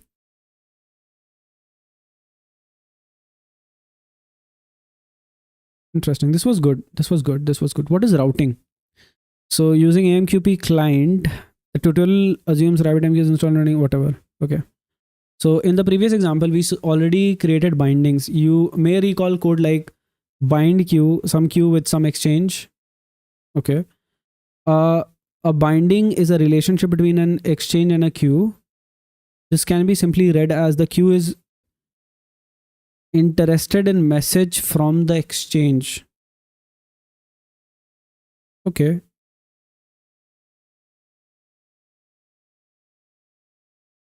This sounds interesting. So far, I think I really liked the RabbitMQ. The entire thing, which is surrounding RabbitMQ, it's really great. So I think the basic of RabbitMQ is covered. I think routing PubSub is a little bit of advanced topic. We might do a specific RabbitMQ video someday, but like these are really good. I liked it. It even provides RPC. I've done a video on gRPC, if you guys know, but and then you guys might recall what an RPC is, right? So great. Okay, so now what we're gonna do is, what's next is we're gonna try to research a little bit on how to create schedulers and cron jobs. So that's what we're gonna do next, right? So, uh, I think Kafka and like, let's see what technologies do we have available to us. Comparing the best Node.js schedulers. Let's see, what do we have. So we have agenda. Oh, that's interesting. There's like something called agenda. So we're gonna, so it says it's really good. Then we have node schedule. So it's giving like agenda at number 1. So let's do agenda, right? So agenda node.js, right? So this is agenda. This is lightweight job schedulers for our application. So let's quickly do this. So it's TypeScript, so it's completely type safe. That's kind of good. And db.agenda jobs.ensure index name run at log that whatever agenda. I just want a document. Okay, so this is the example. This is cool. It says Mongo connection string something. Okay, it connects to MongoDB.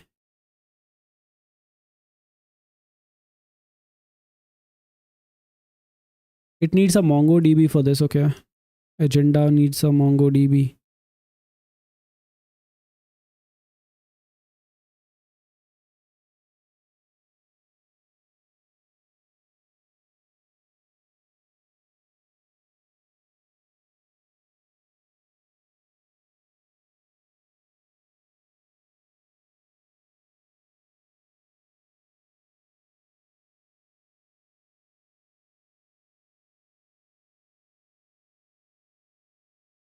So there's a full documentation over here. Let's see. So we want a documentation for 6, whatever the 6th version is. So this is agenda. What agenda is? It was originally a fork from agenda.js. It differs from the original version because it has all these features, which is good. Agenda offers, what does it offer? Minimal overhead. Agenda aims to keep its code base small. Mongo based persistent layer. Promise based API. And then scheduling and configuring priority, concurrency and repeating, which is good. And then into all these feature comparison, it has, so there's Redis bull, then there's B, and there's agenda. Why don't we use bull? Bull has all the tasks. Since there are a few job queue solutions, here's a table comparing them with the help of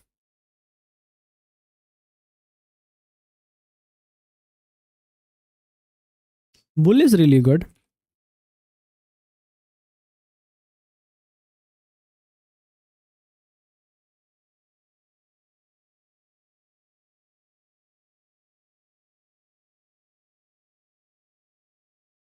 Bull is currently in maintenance mode.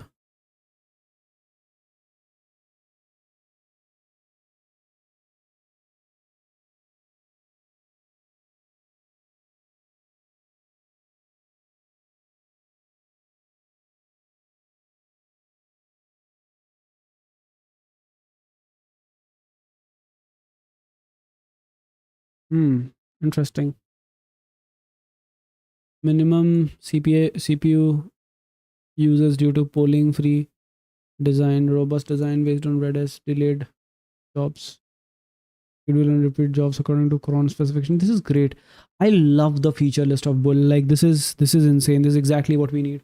I think we'll be setting up bull for our requirement right now. Bull is insane. We'll take up bull.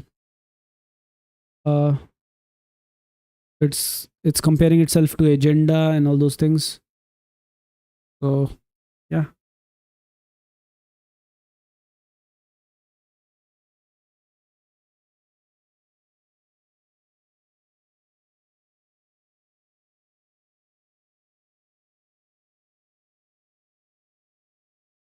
Let's try to use bull, and we'll be using only for maybe like schedulers. Let's try to make a scheduler in bull.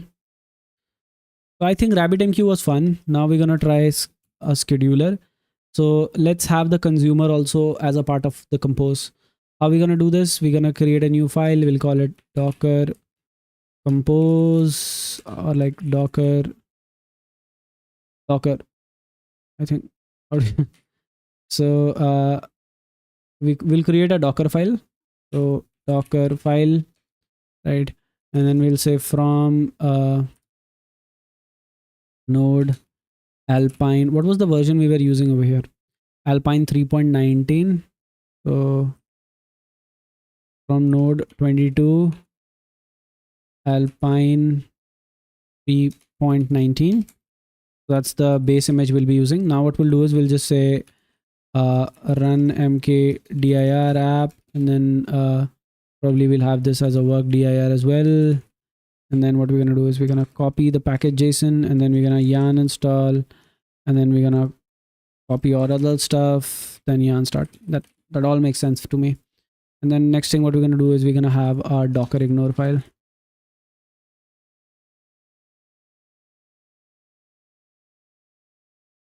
So I think there's no dash in between a docker ignore file. So we're going to rename this to like without a dash. So we have a docker ignore file now. What we're going to do is we're going to put node modules inside this.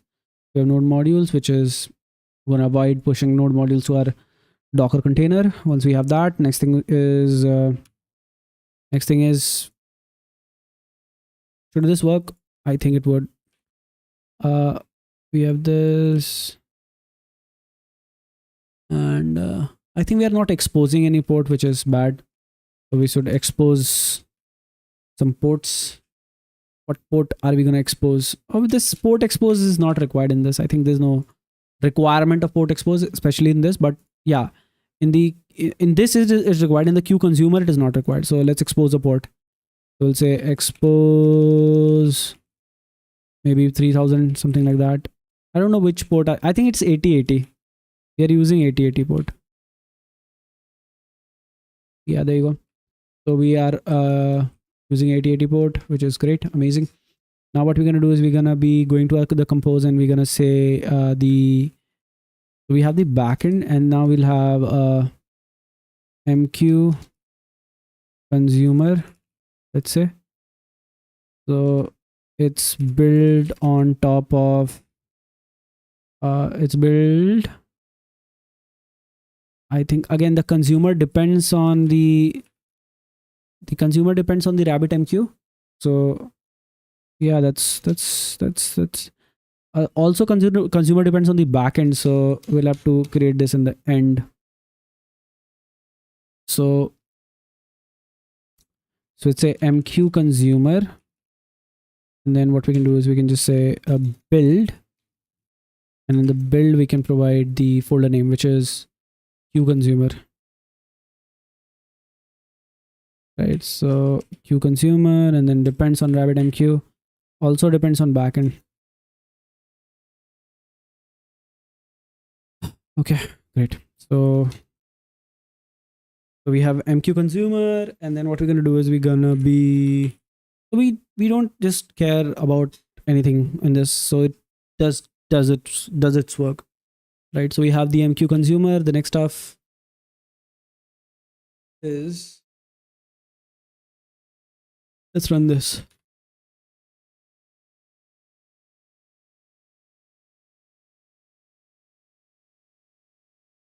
So in the consumer, one change we have to do is we have to, rather than using localhost, we'll have to use RabbitMQ. I think that's the name we have given to us, RabbitMQ service, which is over here. We'll copy this, we'll paste this to over here, and there you go. So we have RabbitMQ. RabbitMQ at this. That sounds good. Okay. So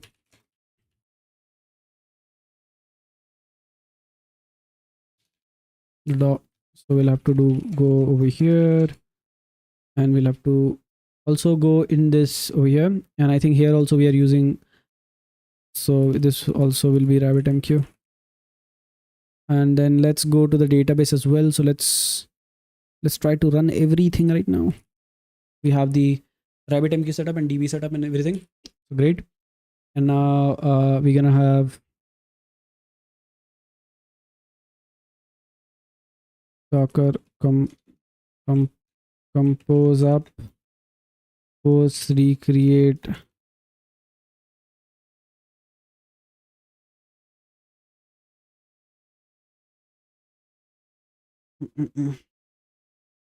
It's running right now. Will something crash? Something will crash. Why am I so...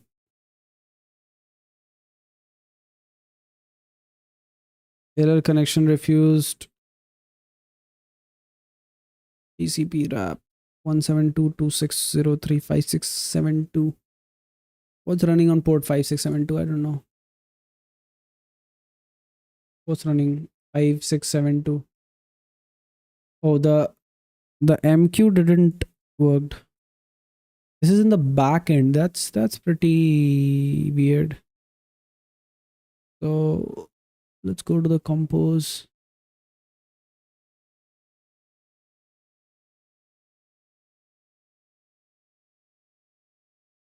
Bro, play music and code. I don't know. Music. I'm just focused. I do that quite often. My headphones are discharged. I don't want to play music loudly.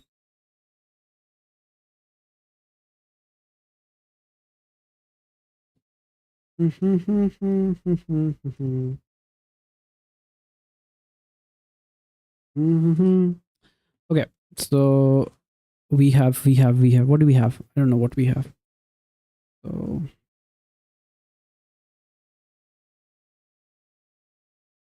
we have time to start RabbitMQ. Why is my RabbitMQ listen midnight slowed?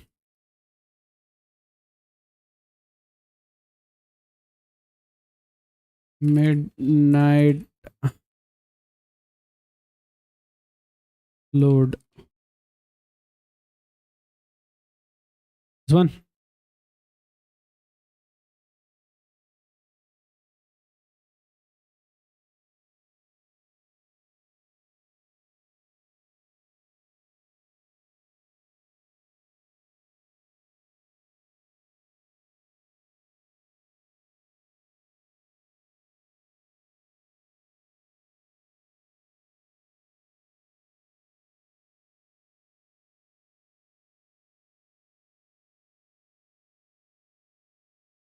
Bro, copyrights, bro. I cannot play this.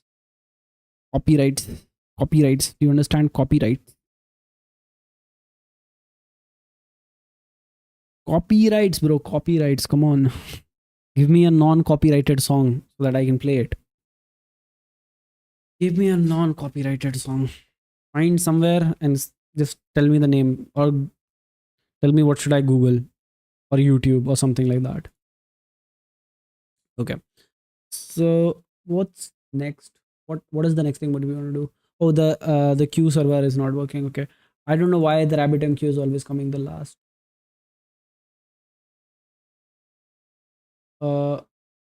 RabbitMQ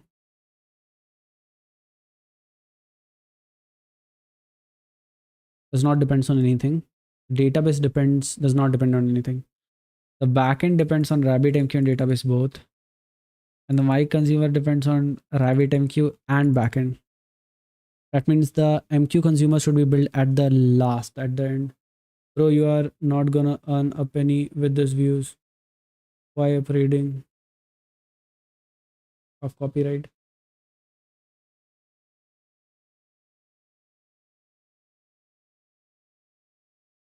Bro, because I just want to keep it, bro. I just why to have a copyrighted things played? Why to do wrong stuff when you can avoid it? Simple stuff. It's not about earning money or anything, right?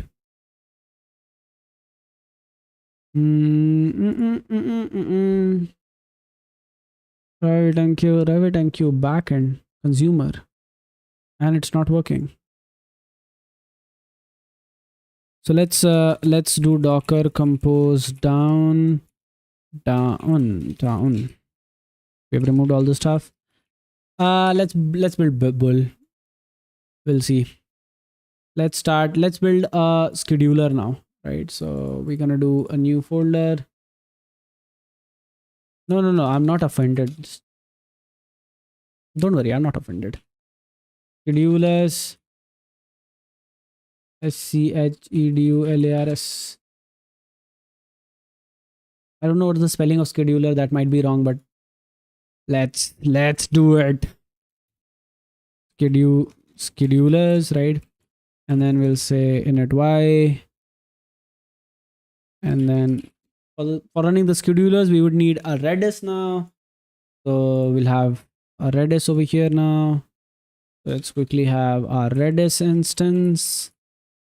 That for that, what we're gonna do is we're gonna have Redis list latest, and Redis also doesn't care about anything. So so let's push it to the top. There you go. We have a Redis instance that will help us create cron jobs. So there you go. Now what we're gonna do is we're gonna be going to our schedulers, and we already have package JSON file. Let's quickly create a scripts file, and then have a start script over here, which will be node index.js, and we're gonna be having index.js over here, and we're gonna see how we can do bullshit. Not bullshit, it's actually bull, the package. It's not a bullshit, it's bull the package. So this is the package, right? We're gonna use how to use this, how to use this, how to use this. So you install the types of bull, which we don't care about because we don't you just say yarn add bull.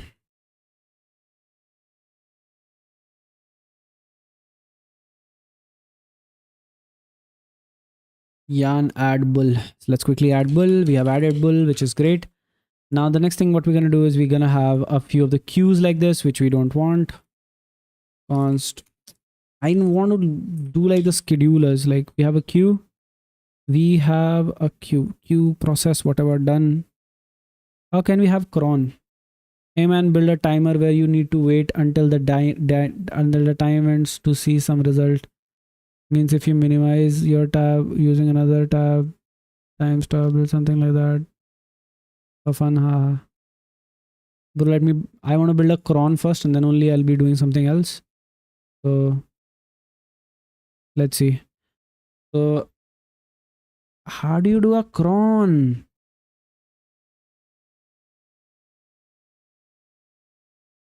How do you do a cron? So let's search for cron over here. There you go. That's how you do it. So you can just keep adding stuff to this based on some cron. This is so good. This is amazing. So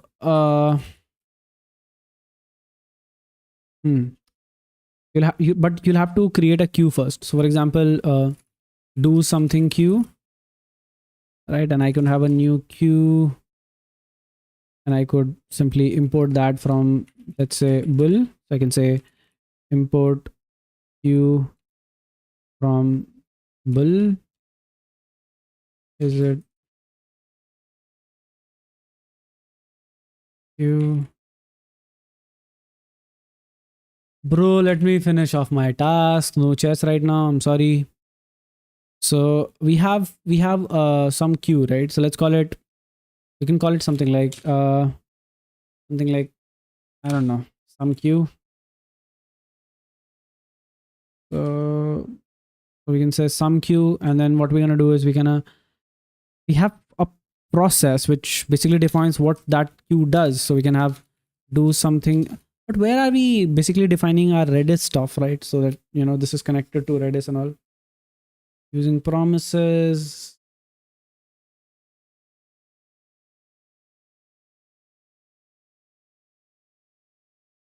I think this uses Redis for persistence. Yeah.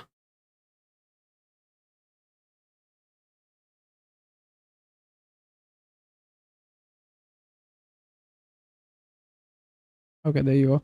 So in the second you define, like you can only have a queue, or you could have a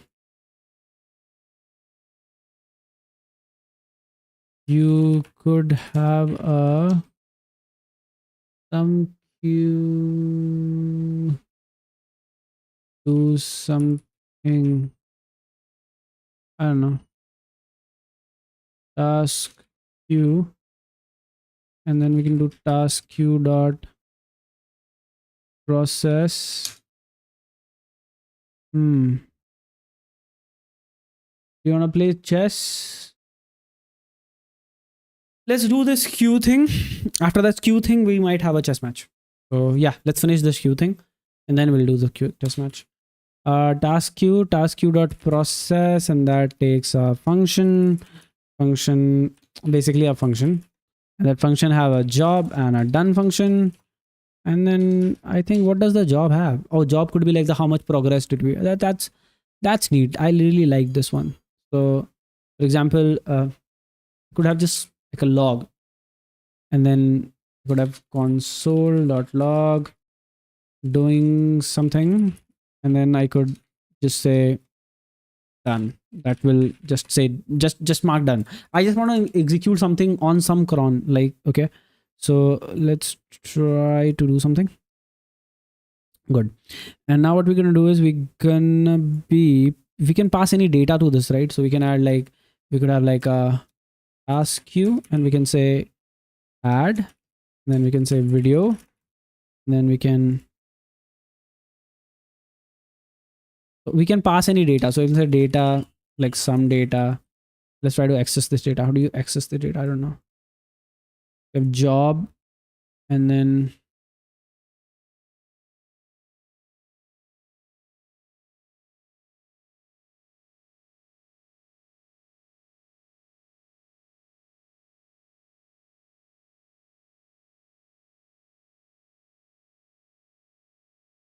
how do you access the data which you have sent to the queue? That's the question. So you have video, audio, image, right?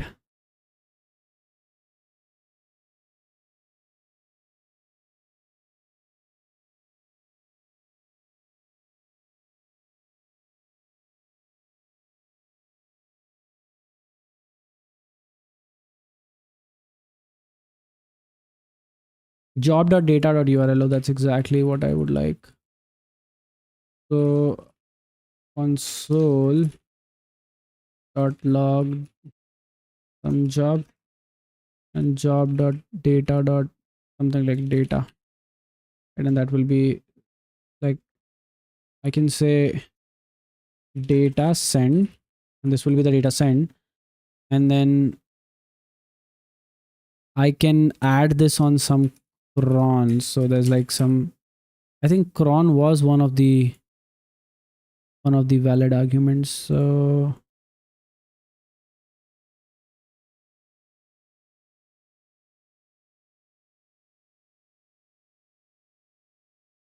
there you go. So that's the cron.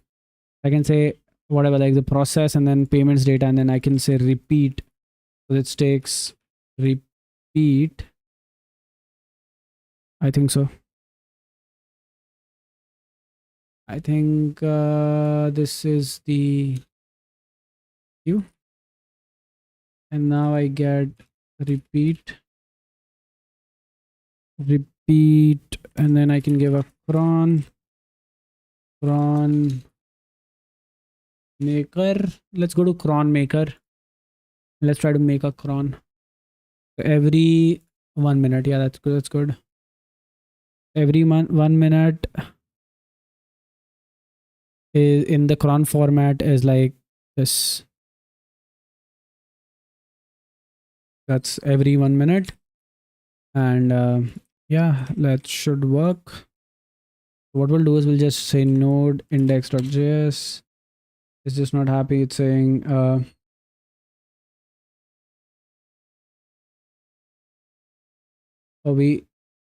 we have a package JSON, right? We have a type. Oh, the type module is not there. Okay, we'll say type module. Yeah, type module, and then node index.js. Still not something which we want. Invalid cron expression.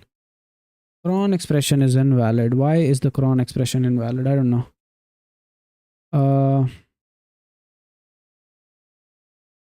cron. Where is the cron maker? Where is the cron maker? There you go. That's what we need.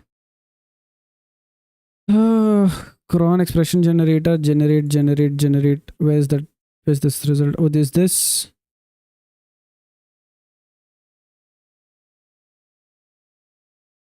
Uh,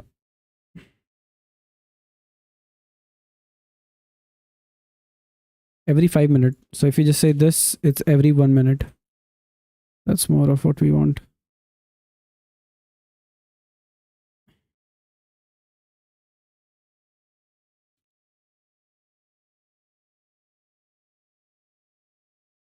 That's too long. I think it's seconds, so we can just say this to be also like this. And if we just say like, this, if we give a star over here and we say every second, so that's every second, right? So like if I just like /1 /2,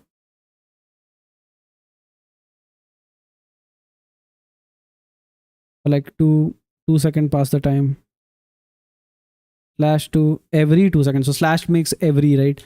So it's like say every 3 seconds. If I do this, then that's gonna be cool. It's just wrong. It's saying invalid. I think it's invalid cron. Yeah, it's not a valid cron.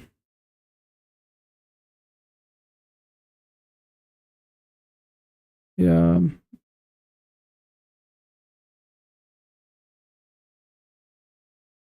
Let's wait for 1 minute. Let's see the cron executes or not.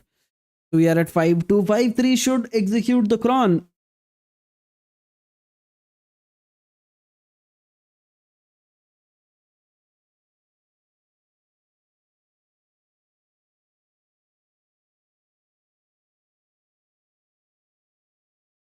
Come on.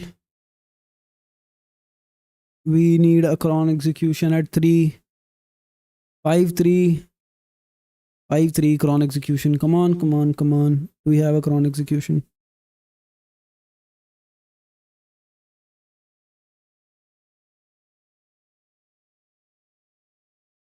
You want to play chess? Let's do it.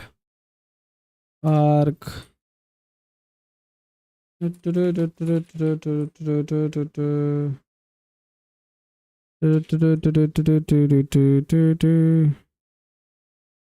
you do that? What's your ID, bro? I'll invite you. What's your ID? Tell me.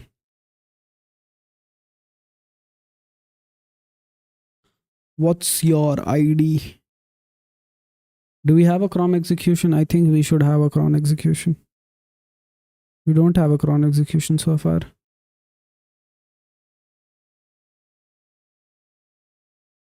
Min every 3 seconds starting at the second past the minute.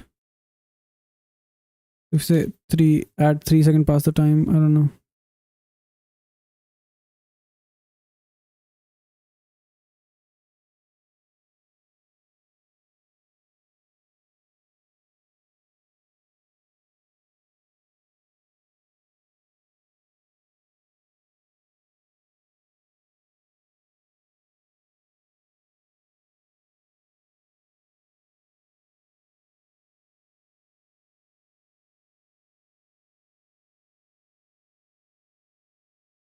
I don't see it getting executed. Why is it not working? It should work, right?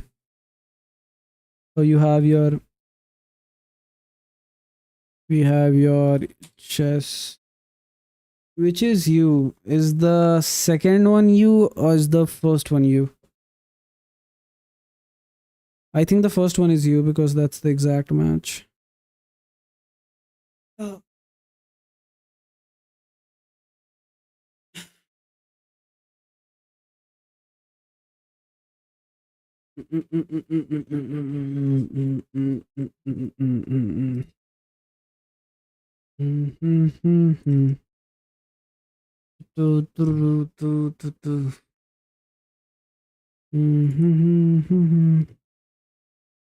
Every 6 hours, every 3 hours, every 2 minutes, every 4 minutes.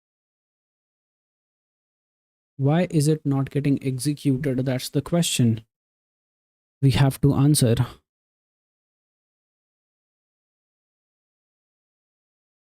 Why is it not getting executed? We have the documentation over here. This is the cron job we are doing. Let's see the bulls. Let's see the bull documentation. It says q.process, and like, what was that cron thing which we did, right? So there was like a I'm interested in cron. So we say dot add dot process there, then dot add, and dot add is where you do all these things and you repeat cron, right? Acha, first let's try to do this without cron. So this should at least work without cron, right? So yeah, if I do like node index.js, it does not work. So it's added, but it's not getting executed. We'll have to see why it is not getting executed. Oh, because I don't know. Is it job dot done or done, or I don't know why. Why will that not be executed? Why will that not be executed? Uh,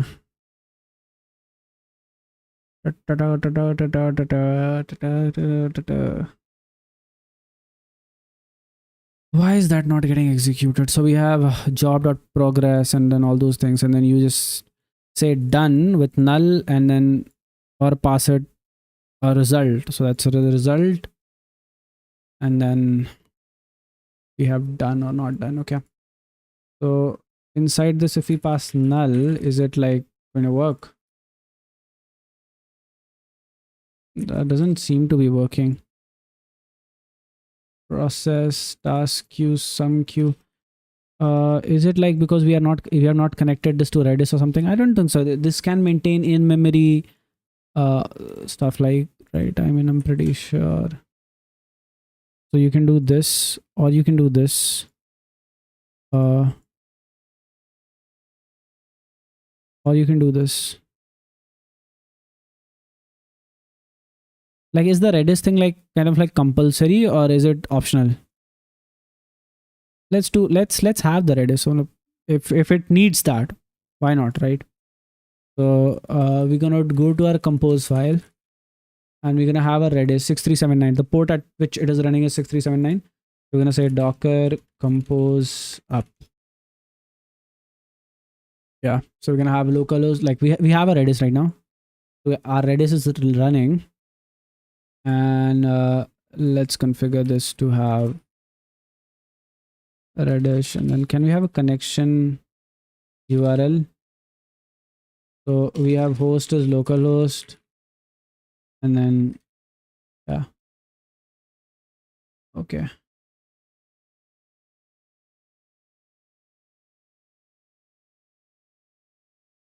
What rabbit? Oh, not this one over here, right? Like right over here. So host localhost. I think it needs few other stuff like port. What is the port? 6379 is the port at which it is running. 6379. Then we have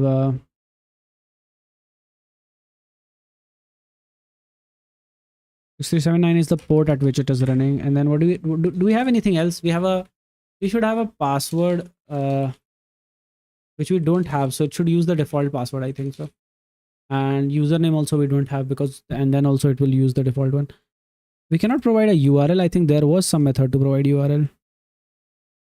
So we have this host and all those things. We can directly provide the URL. That's what we want.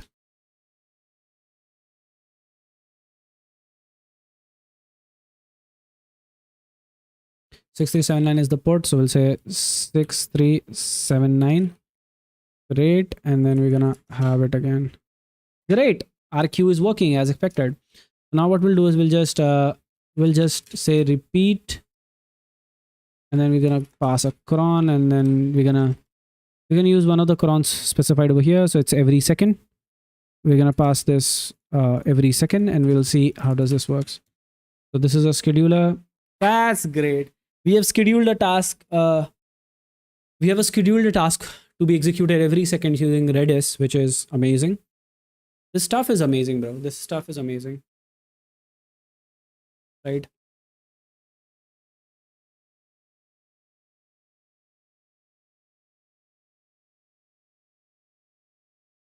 Okay. Great. So we have it. We have it. We have it. We have it. Next, so how many things we were able to cover today? Let's do a recap. So only thing we were not able to cover was Kafka. So was not covered because you guys picked RabbitMQ, but but what we covered was these things. So covered was first thing we covered Docker Compose. Then we covered Docker. We covered Docker also we covered, and then we covered I think schedulers, which is using Bull. We covered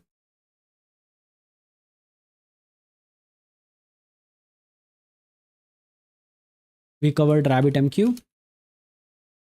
Yeah, basic all these things. I hope so. You guys liked the stream. I am going to have my food now. So thank you for watching, and have a really great day ahead. Thank you, and bye bye.